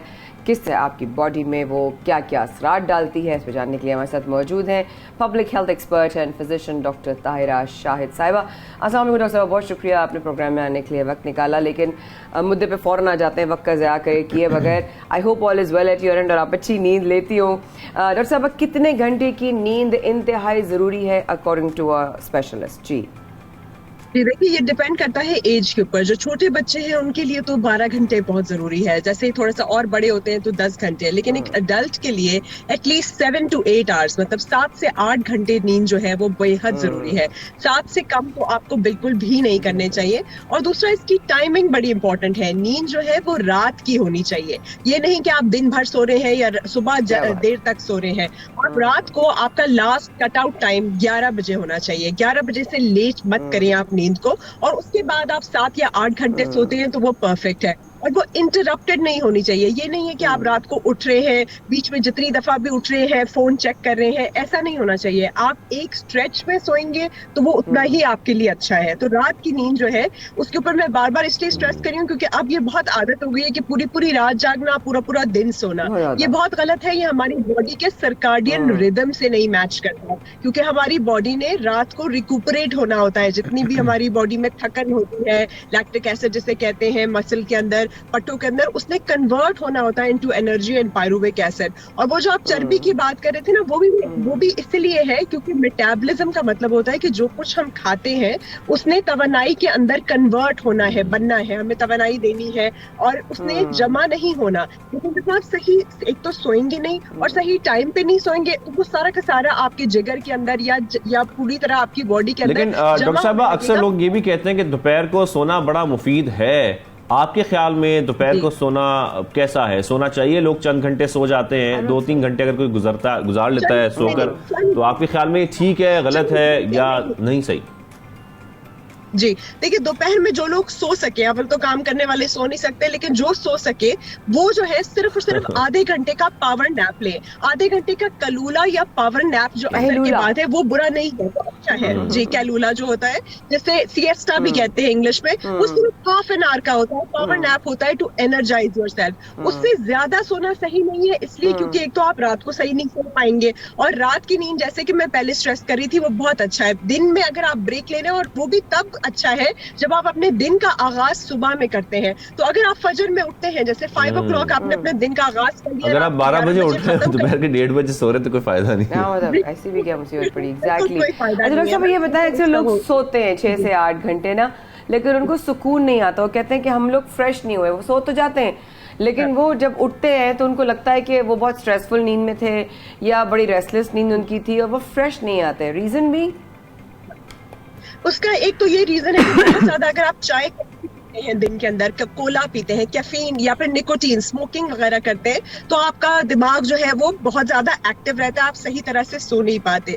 दूसरे नंबर पे बहुत ज्यादा लोग हैवी डाइट, चिकना खा के उस तरह फौरन सो जाते हैं। उससे भी आपको ना स्टमक डिसऑर्डर्स होते हैं। जब भी आपको बदहजमी होगी तो आपको नाइटमेयर्स आएंगे, तरह तरह के ख्वाब आएंगे, गैस की वजह से आप सो नहीं पाएंगे। बहुत सारे लोगों को ये भी है कि वो दिन भर कोई एक्सरसाइज नहीं करते, कोई एक्सर्शन नहीं करते, और बस बहुत सारा खाना खा के सो गए, और फिर इसमें भी ये है कि बहुत ज्यादा सो लिया। एक तो मैं जैसे आपको कही थी ना, थोड़ी एक्सर्शन करनी है, सही खाना है, उसके बाद एक्सरसाइज करके और सुकून से सोना है, एक डार्क कमरे में जहाँ किसी किस्म की भी लाइट ना हो, जिसका टेम्परेचर भी सही हो, वेल वेंटिलेटेड हो, कंफर्टेबल आपका बिस्तर हो, शोर वगैरह ना हो, आप तब सोए। तीसरा एक और बहुत बड़ा रीजन है कि हम स्क्रीन टाइम जो है ना हमारा बहुत ज्यादा है। आपने सोने से 1 घंटा पहले ना टीवी देखना है ना फोन देखना है, और स्पेशली अगर आपकी आंख बीच में खुल जाती है लिए आप बाथरूम जाते हैं सारा कुछ, तो कोशिश करें कि उस वक्त फोन ना चेक करें। अगर आप उस वक्त फोन चेक करते हैं, एक तो आपकी आंख के अंदर लाइट जाती है, आपका दिमाग वैसे ही एक्टिव हो जाता है,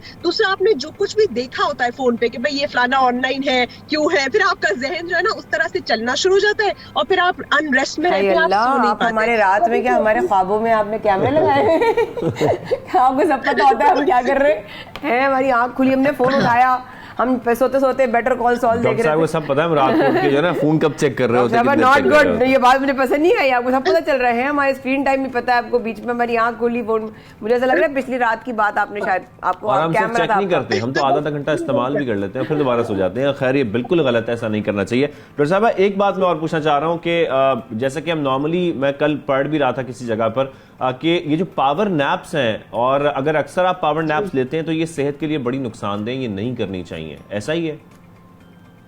नहीं, अक्सर तो मतलब कोई भी इंसान ठीक नहीं है, उसका मतलब है कि आपकी सही ऑक्सीजन नहीं जा रहा या आपकी रात की नींद पूरी नहीं हुई।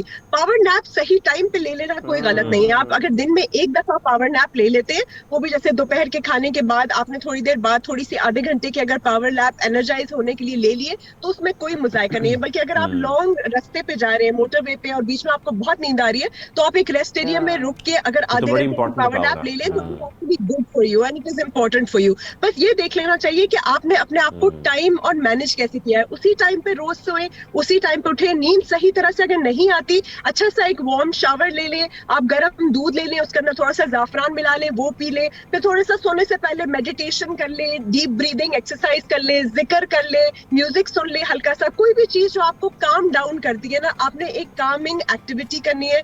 अपनी आंखें बंद करके कोई अच्छा सा नजारा सोचना है, कोई टेस्ट सोचना है अच्छा, कोई आवाज सोचनी है, कोई भी एक टच सोचनी है, और फिर अपनी सारी बॉडी के जो मसल्स है ना उन्हें थोड़ा सा टाइट करना है, और फिर आहिस्ता से उन्हें रिलैक्स करके रिलीज करना है, और डीप ब्रेथ्स लेनी है। आप देखिए बहुत आराम से आपको नींद आ भी जाएगी, क्योंकि बहुत सारे लोगों को जिनको ब्रीदिंग के मसाइल होते हैं, खाली कहना शुरू किया, मुझे नींद आना शुरू हो गई। डॉक्टर साहब आप क्यों कर रही हैं हमारे साथ ऐसा?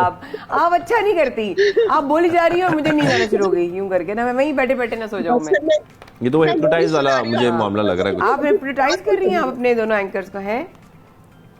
हाँ बिल्कुल, मैं लोरी सुना रही हूँ आपको और मैं खुद सो गई जाती सुना रही हूँ। Thank you so much, thank you, बहुत शुक्रिया। नहीं आपका बहुत अच्छा होगा क्योंकि आप बहुत अच्छी बातें करती। Thank you so much. Doctor Tayra शायद हमारे साथ मौजूद थी, कितने जबरदस्त सेगमेंट किया और क्या जबरदस्त बातें बताई। मैं नैप ले रही हूँ। बिल्कुल, आप नैप लें, हम छोटी सी ब्रेक लेते हैं, ब्रेक के वापस आते हैं और फिर कुछ और बातें, कुछ और मौज़ूआत मुझे शामिल करने प्रोग्राम में।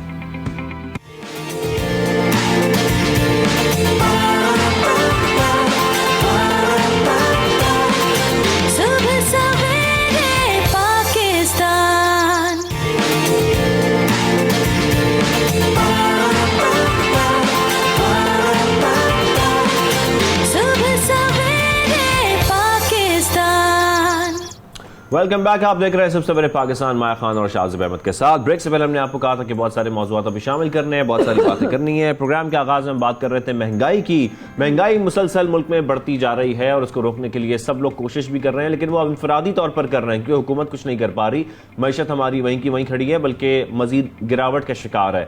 तो ये सब चीज़ें तो हम देख रहे हैं, लेकिन ऐसी महंगाई में लोग कोशिश करते हैं पर ऐसे तरीके निकाले जाएं क्योंकि तालीम रोकना अब बहुत मुश्किल बात है और तालीम को रुकना नहीं चाहिए। खासतौर पर हमारे जो वालिदैन हैं वो ये सोचते हैं कि उनके जो बच्चे हैं उनका मुस्तकबिल सेफ भी हो और अच्छा भी हो, इसलिए उनकी कोशिश होती है उनको अच्छी से अच्छी तालीम दी जाए। माया बिल्कुल ऐसा ही है। और साथ साथ जो है किताबों की बात करें, कॉपियों की बात करें, बैग्स की बात करें।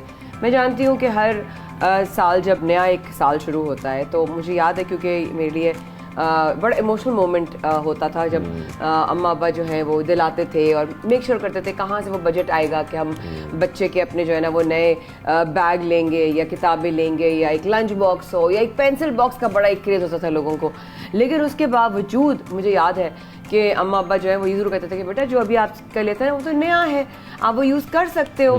तो वो एक थॉट प्रोसेस बड़ी अच्छी डाल दी थी बड़ों ने कि जी आपके पास अगर एक चीज़ साबित है, सलामत है, तो आप उसको इस्तेमाल कर सकते हैं। और अगर आपको चेंज करना है और आपकी चीज़ बिल्कुल ठीक है तो आप किसी को दे भी सकते हो और कोई और यूज़ भी कर सकते हैं, या वही चीज़ें आप अपने क्योंकि खास तौर पर चीज़ें अब इतनी महंगी होती जा रही हैं। रोज़ बरोज़ हम देख रहे हैं तालीमी अखराजात ने बढ़ते जा रहे हैं। फीसेस एक तरफ हैं, फीसेस तो अब स्कूल्स, प्राइवेट स्कूल्स हों या कॉलेजेस हों, यूनिवर्सिटीज़ हों, वो तो लाखों में जा चुकी हैं, बड़ी आम सी बात हो गई। लेकिन दूसरी जानिब जो बाकी बच्चों के अखराजात हैं, उनकी किताबें, अब तो एक एक किताब बड़ी महंगी हो गई है, इसलिए वालिदैन ने एक दूसरे की मदद करने की ठानी है और नई किताबें और नए स्कूल बैग्स के बजाय अपने बच्चों के गुज़िश्ता क्लास का सिलेबस दूसरों के बच्चों को देकर तालीमी अखराजात इस तरीके से कम करने की कोशिश की जा रही है। तो इसे बात करने के लिए कि मुख्तलिफ सोशल मीडिया पर ग्रुप्स का सहारा भी लिया जा रहा है, हमारे साथ आज मौजूद ऑल सिंध पेरेंट्स एसोसिएशन के सदर सैयद रिजवान अली साहब, उनसे हम बात करेंगे। रिजवान साहब अस्सलाम वालेकुम, कैसे हैं आप? खैरियत से? अल्हम्दुलिल्लाह सर, बड़ा अच्छा स्टेप लिया गया है, खासतौर पर जब हम देख रहे हैं कि जो अखराजात हैं वो वालिदैन के लिए बहुत ज़्यादा बढ़ते जा रहे हैं, क्योंकि हम ये चाहते हैं कि हमारे बच्चे तालीम हासिल करें और किताबें ख़रीदना मुश्किल नहीं होना चाहिए ताकि तालीम का हुसूल मुश्किल ना हो। तो इसके लिए अब क्या कर रही है एसोसिएशन खास तौर पर? सबसे पहले thank you very much Shahzeb and Maya आपका कि आपने इनवाइट किया और एक इंपॉर्टेंट टॉपिक पे अवेयरनेस कम से कम पेरेंट्स को होनी चाहिए। अभी तो पता ही नहीं है पेरेंट्स को कि इस तरह के सोशल सर्कल्स में इस तरह के ग्रुप्स मौजूद हैं जो एक दूसरे को हेल्प आउट कर रहे हैं। एक तो सबसे पहले मैं बात बताऊं आपको, जो रूल्स रेगुलेशंस हैं सिंध गवर्नमेंट के प्राइवेट इंस्टीट्यूशन डायरेक्टरेट की तरफ से, वो क्लियर नोटिफिकेशन है कि कोई भी प्राइवेट स्कूल अपनी तरफ से मनमानी नहीं करेगा कि हमारे पास से कोर्स या किताबें या किसी खास बुक स्टोर से कुछ खरीदा जाए। हमेशा ओपन बुक लिस्ट अवेलेबल होगी, वो कहीं से भी जाके परचेज कर सकते हैं। लेकिन आपको पता है प्राइवेट स्कूल्स का क्या हाल है, फीसें अपनी जगह, यहाँ पे भी उसी तरह से मनमानी चल रही है। अब अपने पास नहीं भेजते, उन्होंने बुक स्टोर मुख्तस कर दिए हैं और वहाँ पे अब बुक लिस्ट भी ओपनली शेयर नहीं करते कि पेरेंट्स को बुक लिस्ट मिलेगी, वो कहीं से यूज कोर्स खरीद ना लें। कमाल है, वैसे तो गलत बात है, बड़ी ज्यादती की इंतहा है। तो अब अगर हम कोर्सेज की बात करें, हर साल नए कोर्स पे जाते हैं, तो यकीन करें एक कम से कम अगर 1000-1200 रुपये 1500 रुपये फीस वाला भी स्कूल होगा, नए कोर्स की का जो चार्जेस हैं वो तकरीबन कॉस्ट आती है 6000 रुपये से और बढ़ते बढ़ते वो 25 से 30,000 रुपये तक जाती है। अब इमेजिन करें कि एक घर में अगर 4 बच्चे हैं और एक नया साल शुरू होता है, उसका मतलब है आप 50,000 से लाख रुपए तक आपके इसमें सीधे सीधे चले गए। हम नहीं अफोर्ड कर पा रहे हैं और जो हालात हैं इस वक्त, तो बहुत ही मुश्किल सूरत हाल है। पिछली गवर्नमेंट की तरफ से एक स्टेप बहुत अच्छा लिया गया था कि हम जा रहे थे सिंगल नेशनल करिकुलम की तरफ। उससे ये फ़ायदा होता है कि अगर तमाम सिस्टम्स, अभी हमारे पास कैम्ब्रिज है, IB है, सिंध बोर्ड है, फेडरल बोर्ड है, आखान बोर्ड है, ज़ियाउद्दीन बोर्ड है, इतने सारे सिस्टम्स एक साथ लेके चले जा रहे हैं। हर एक का कोर्स डिफरेंट है। इवन सेम कोर्स में भी बहुत से स्कूल ये कर रहे हैं कि अपनी बुक्स अलग प्रिंट करवाते हैं। पब्लिशर्स मुख्तलिफ हैं जो सिंध टेक्स्ट बुक से ऑथेंटिकेट भी नहीं होते। उससे उनको ये फ़ायदा हासिल होता है कि वो पेरेंट्स को कहीं से बुक्स नहीं मिलती, कहीं से कोर्स नहीं मिलती, सब उन्हीं के पास आते हैं, कमीशन भी उठा रहे हैं, वो फीस भी ले रहे हैं। तो एक बहुत ही बुरा हाल है। तो इस सारी सिचुएशन को देखते हुए हम पिछले 3-4 साल से ये काम कर रहे हैं अपनी एसोसिएशन से के प्लेटफॉर्म से कि हमने मुख्तलिफ स्कूल्स के व्हाट्सएप ग्रुप्स बनाए हुए हैं। हमारा फेसबुक पेज तो अपनी जगह ही है और उन सब पेरेंट्स को हम इनकरेज करते हैं कि वो आएँ और जो चीज़ उनके पास मौजूद है, ज़ाहिर है वो आगे काम नहीं आनी, वो डोनेट करें, आके अपना मैसेज डालें कि ये चीज़ें मेरे पास अवेलेबल हैं और जो जिन पेरेंट्स को ज़रूरत है वो आके वहाँ से। अच्छा सर, एक चीज़ मैं मेंशन करना चाह रहा हूँ, ये चीज़ मैं पहले भी देखता रहा हूँ इस तरीके से कि मुख्तलिफ शॉप्स होती हैं जहाँ पर सेकेंड हैंड चीज़ें मिल जाती हैं, लोग जाके बाय, लेकिन वो बाय करने वाला मामला होता है।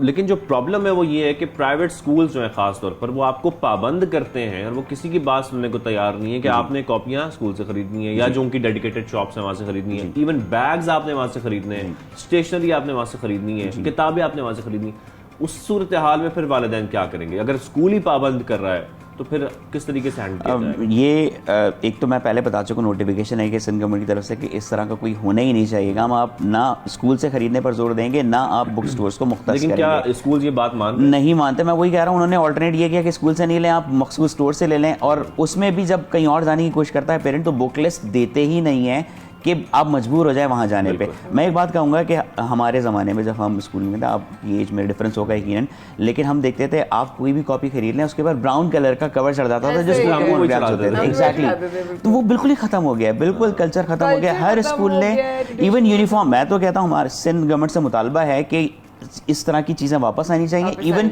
जो यूनिफॉर्म है, जैसे गवर्नमेंट स्कूल का एक सेम यूनिफॉर्म होता है, आप लोगो चेंज कर लें। सेलिब्रेशन होती थी कि कॉपीज पे और नोटबुक्स पे कवर चढ़ रहे होते थे, सारे कजन्स, फ्रेंड्स, घर वाले, बड़े, माँ बाप सब मिलकर कर रहे हैं। भाई साफ नीट होना चाहिए, फिर उसके अंदर उसकी प्लास्टिक जो है वो उसकी लगती थी, वो पूरा एक इवेंट होता था कि भाई, और हम अपनी नई कॉपीज और नई बुक्स को लेकर जो है वो जाते थे जब स्कूल, तो लगता था जैसे कि हमने बड़ा पढ़ना है। वैसे तो बड़ी शरारतें होती थी, लेकिन एक अपने आप में एक बहुत बड़ी ओनरशिप होती थी कि हमारी एक सेलिब्रेशन थी।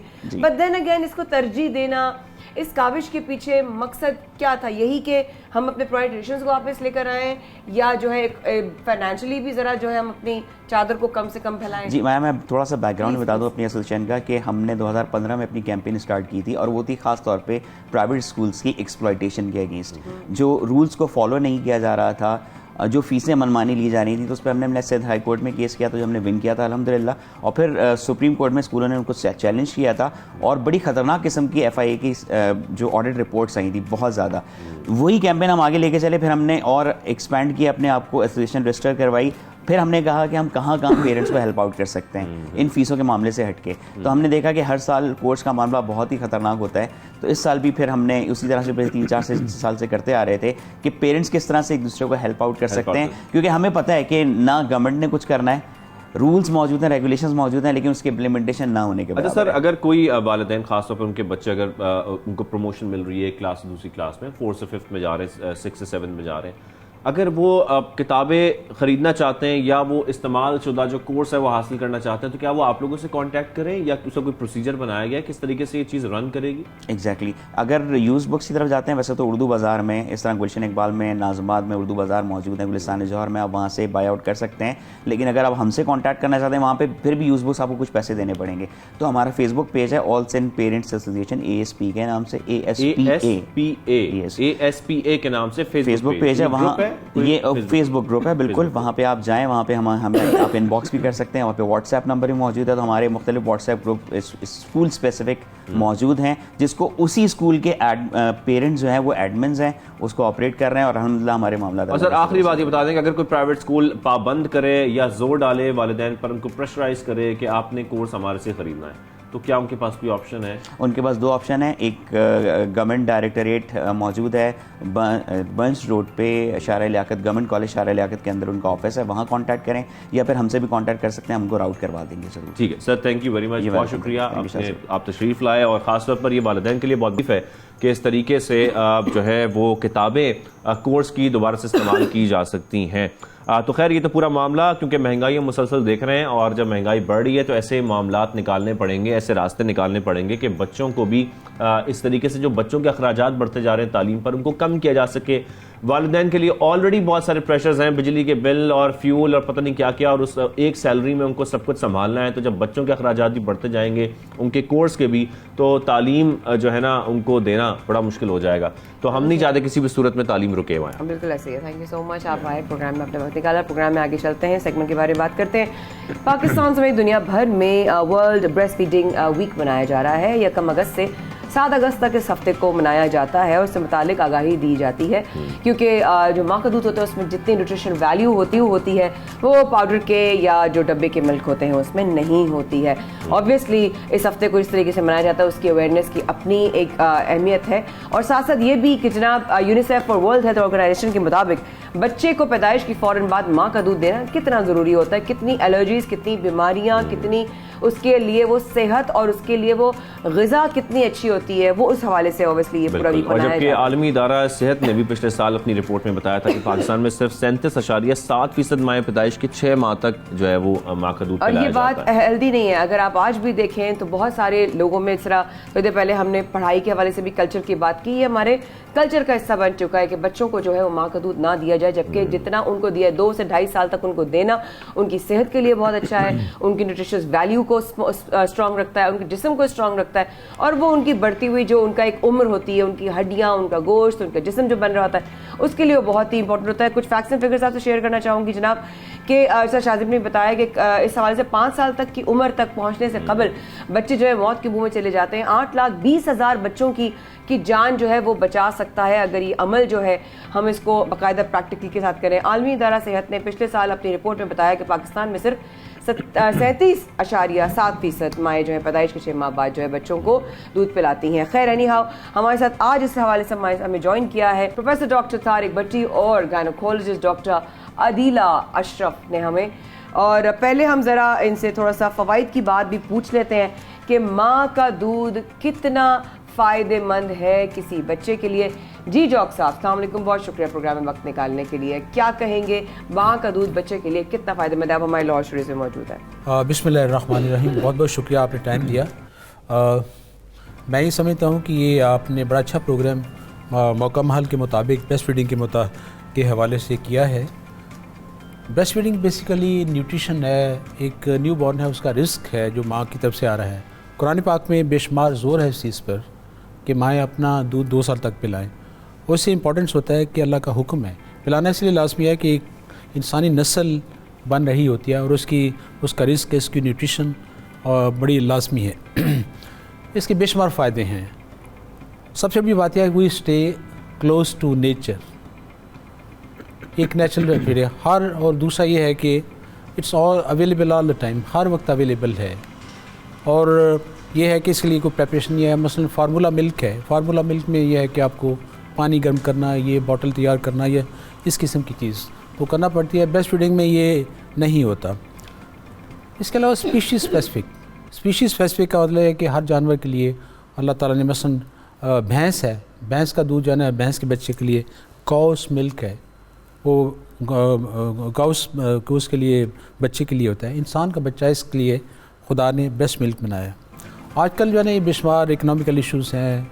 जैसे अभी आप बात कर रहे थे महंगाई बढ़ी है, तो महंगाई में ये है कि अगर डब्बे का दूध आप लेना पड़े तो फिर क्या होगा, वो एडिशनल एक जो है ना तो उसमें अगर वालदा अपना दूध पिलाए तो देखा यह है कि जनरली स्पीकिंग एक महीने में 6 से 7-8 हज़ार रुपया वो सेव कर सकती है और बच्चा he will receive the best one. इससे आगे ही बात बढ़ाते हैं। इसके अलावा ये है कि जब बच्चा पैदा होता है तो पहले 2-3 दिन का दूध, जिसको कोलोस्ट्रम कहते हैं, बड़ी कमाल की चीज़ होती है, उसको ज़ाया नहीं करना चाहिए। उसमें एंटीबॉडीज़ होती हैं, सेल्स होते हैं, इम्यून सिस्टम बड़ा स्ट्रॉन्ग होता है। वो समझने कि बहुत सी बीमारियां बच्चे को, न्यू बॉर्न को जो हो सकती हैं वो नहीं होने देता, बिकॉज उसमें एक खुदा का निज़ाम है, एक ऑटोमेटिकली प्रोटेक्शन वाला की तरफ से एंटीबॉडीज़ सेल्स, एक ख़ास एंटीबॉडी होती है उसका नाम है IgA। तो IgA एंटीबॉडीज़ जो है ना ये बैक्टीरिया, वायरसेस और ये बहुत सारे जो है ना जो न्यू बॉर्न में जो जर्म्स हैं ना तंग करते हैं, उनके लिए बड़ी इफ़ेक्टिव है। तो आप समझ लें कि नेचुरल एंटीबायोटिक आपको मिल रही है। एक और जो चीज़ देखी गई है कि जो बच्चे ब्रेस्ट फेड होते हैं उनमें डायरिया तकरीबन ना होने के बराबर है। जो बॉटल फेड बेबीज होते हैं उनमें डायरिया बेशुमार होता है। तो मेरे एक्सपीरियंस में है कि जब ये वाला कहती है कि सिर्फ़ और सिर्फ मैं अपना दूध पिलाती हूँ और फिर भी डायरिया है, तो मैं शक का शिकार हो जाता हूँ, क्योंकि ये कभी हुआ नहीं, देखा नहीं है। ये यूनिवर्सल लॉ है कि अगर ब्रेस्ट फीडिंग होती रहेगी कभी डायरिया हो नहीं सकता। इतना ये पक्का फार्मूला है। इसके अलावा डॉक्टर साहब ये सारे फ़वाइद हैं और ये आपने बड़ा अच्छा किया, ये सारे फ़वाइद बताना बहुत ज़रूरी है, हम सबके लिए जानना बहुत ज़रूरी है। डॉक्टर अदीला भी हमारे साथ मौजूद हैं, उनसे मैं एक सवाल करना चाह रहा हूँ, साथ में एडिशन चाह रहा हूँ की जानब से कि डॉक्टर साहब जिस तरीके से हम देख रहे हैं कि पाकिस्तान में ख़ास तौर पर माएँ बच्चों को इब्तदाई 6 माह तक जो माँ का दूध है वो पिलाया जाता है। आप क्या समझती हैं जो शरह कम है हमारे यहाँ, इसकी जो बुनियादी वजह है वो क्या है? जी, मेरे नज़दीक शरह कम की सबसे अहम वजह ये है कि माँ की तरबियत जिसको बदकिस्मती से हमारे माशरे में बिल्कुल फ़ोकियत नहीं दी जाती और हमें लोगों को इसकी अफादियत का अंदाज़ा ही नहीं है। जिस तरह से पढ़ने लिखने की शरह कम है, इस तरह से तरबियत की भी बेतहाशा कमी है। तो मिसाल के तौर पर जैसे कुछ ख़वातीन हैं वो हमारे पास आती हैं, उनके बच्चे मुख्तलिफ़ बीमारियों से या मुख्तलिफ़ उम्र में किसी वजह से फ़ौत हो जाते हैं, तो वो ये समझती हैं कि शायद ये उनके दूध की वजह से है और वो उल्टा इसको कहती हैं कि हमारा दूध तो जहर है, हम ये नहीं पिलाएंगे बच्चे को। इसी तरह कुछ ख़वातीन हैं वो समझती हैं कि जो माँ का दूध है वो मुकम्मल ग़िज़ा नहीं है और वो उस ग़िज़ाई कमी को पूरा करने के लिए कभी भैंस का दूध और कभी डब्बे का दूध साथ देती हैं। इसी तरह वो ख़ुद चूँकि उनमें नशोनुमा की कमी होती है तो वो समझती हैं कि वो जैसे ख़ुद कमज़ोर हैं, अगर वो अपना दूध पिलाएंगी तो बच्चा भी उसी तरह से कमज़ोर रह जाएगा। तो वो इस वजह से जो है डब्बे का दूध और फिर भैंस का दूध उसमें बच्चों को देती हैं। तो मेरे नज़दीक इसमें बात हुई है कि माँओं की तरबियत की बहुत ज़रूरत है। जब आप बात करें डॉक्टर साहब माँ की तरबियत की बात कर रही हैं, तो आप ये बताइए कि बच्चे की पैदाइश से अगर हम माँओं को या जो माएँ बनने वाली हैं या आगे इंशाल्लाह बनेंगी, उनको आप क्या बताना चाहेंगी, और जो ऑलरेडी इस वक्त हैं इस प्रोसेस से गुजर रही हैं, कि बच्चे की पैदाइश से कितने अरसे तक जो है वो उनको अपने बच्चे को अपनी फीट पर रखना चाहिए? जी जी, माओं को असल में ये तरबियत हमें हमल के दौरान ही शुरू कर देनी चाहिए, और चूँकि जब वो हमल में अपने चेकअप के लिए आ रही होती हैं तो हमें उसी वक्त उनके दिमाग में ये बात डालनी चाहिए कि आपका दूध जो है बच्चे के लिए कितना ज़रूरी है। इसी तरह जैसे ही बच्चे की पैदाइश होती है तो पहले 1 घंटे के अंदर उस बच्चे को माँ का दूध मिल जाना चाहिए। तो ये बच्चे को ये तकरीबन 6 माह तक सिर्फ माँ का दूध चाहिए होता है, उसके अलावा उसको कोई और चीज़ नहीं चाहिए। इसी तरह ये 6 माह के बाद उसमें हम मुख्तलिफ़ खुराक और भी बच्चे को साथ देते हैं, और 2 साल तक तकरीबन माँ को अपना दूध जो है बच्चे को पिलाना चाहिए। बिल्कुल सही कह रही। अच्छा, डॉक्टर साहब आपसे मैं ये जानना चाह रहा हूँ, एक तो ये टैबू है कि ब्रेस्ट फीडिंग पर बात नहीं करनी, ये अवेयरनेस नहीं फैलानी। सेकेंडली लोगों को इसकी अहमियत बताना बहुत इंपॉर्टेंट है, जिसकी वजह से खासतौर पर हम ये सेगमेंट कर भी रहे हैं। लोगों को ये समझना बहुत ज़रूरी है कि इसकी इंपॉर्टेंस है क्या। और सर थर्डली हम क्योंकि जो डॉक्टर साहिबा हैं वो भी ये जिक्र कर रही हैं कि किस तरीके से हमारे यहाँ ऑल्टरनेटिव्स पे जाया जाता है, फिर डब्बे के दूध पर जाया जाता है, खुश्क दूध का इस्तेमाल किया जाता है क्योंकि न्यूट्रिशंस पूरी हो जाए। ये कितना नुकसानदेह है या दिया जा सकता है अगर रिकमेंडेड हो डॉक्टर्स की जानिब से? अच्छा, जी बिल्कुल, हमारी सोसाइटी में अभी भी ब्रेस्ट फीडिंग पर बात करने से गुरेज किया जाता है और लोग इसको अच्छा नहीं समझते।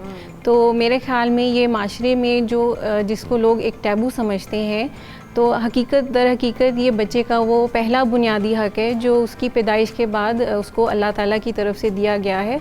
तो हमें इस बच्चे को इस बुनियादी हक से बिल्कुल महरूम नहीं करना चाहिए, और हमें इसके जितने बेशुमार फ़ायदे हैं ना सिर्फ माँ के लिए हैं और बच्चे दोनों के लिए हैं, जिसमें कुछ फ़ायदे तो जैसे अभी इन्होंने बताए, इसके अलावा अगर कुछ फ़ायदे मैं इसमें और ऐड करूँ तो इस तरह से भी है कि माँ का दूध इतना परफेक्ट होता है बच्चे के लिए कि उसकी हर बदलती ज़रूरत के मुताबिक वो बदलता जाता है। जैसे इवन गर्मियों में अगर बच्चे को पानी ज़्यादा चाहिए तो वो माँ के दूध में पानी ज़्यादा आ जाएगा। इसी तरह बच्चा जैसे जैसे बड़ा होता जाता है तो उसके दूध की खुसूसियात भी उस तरह से बदलती चली जाती हैं।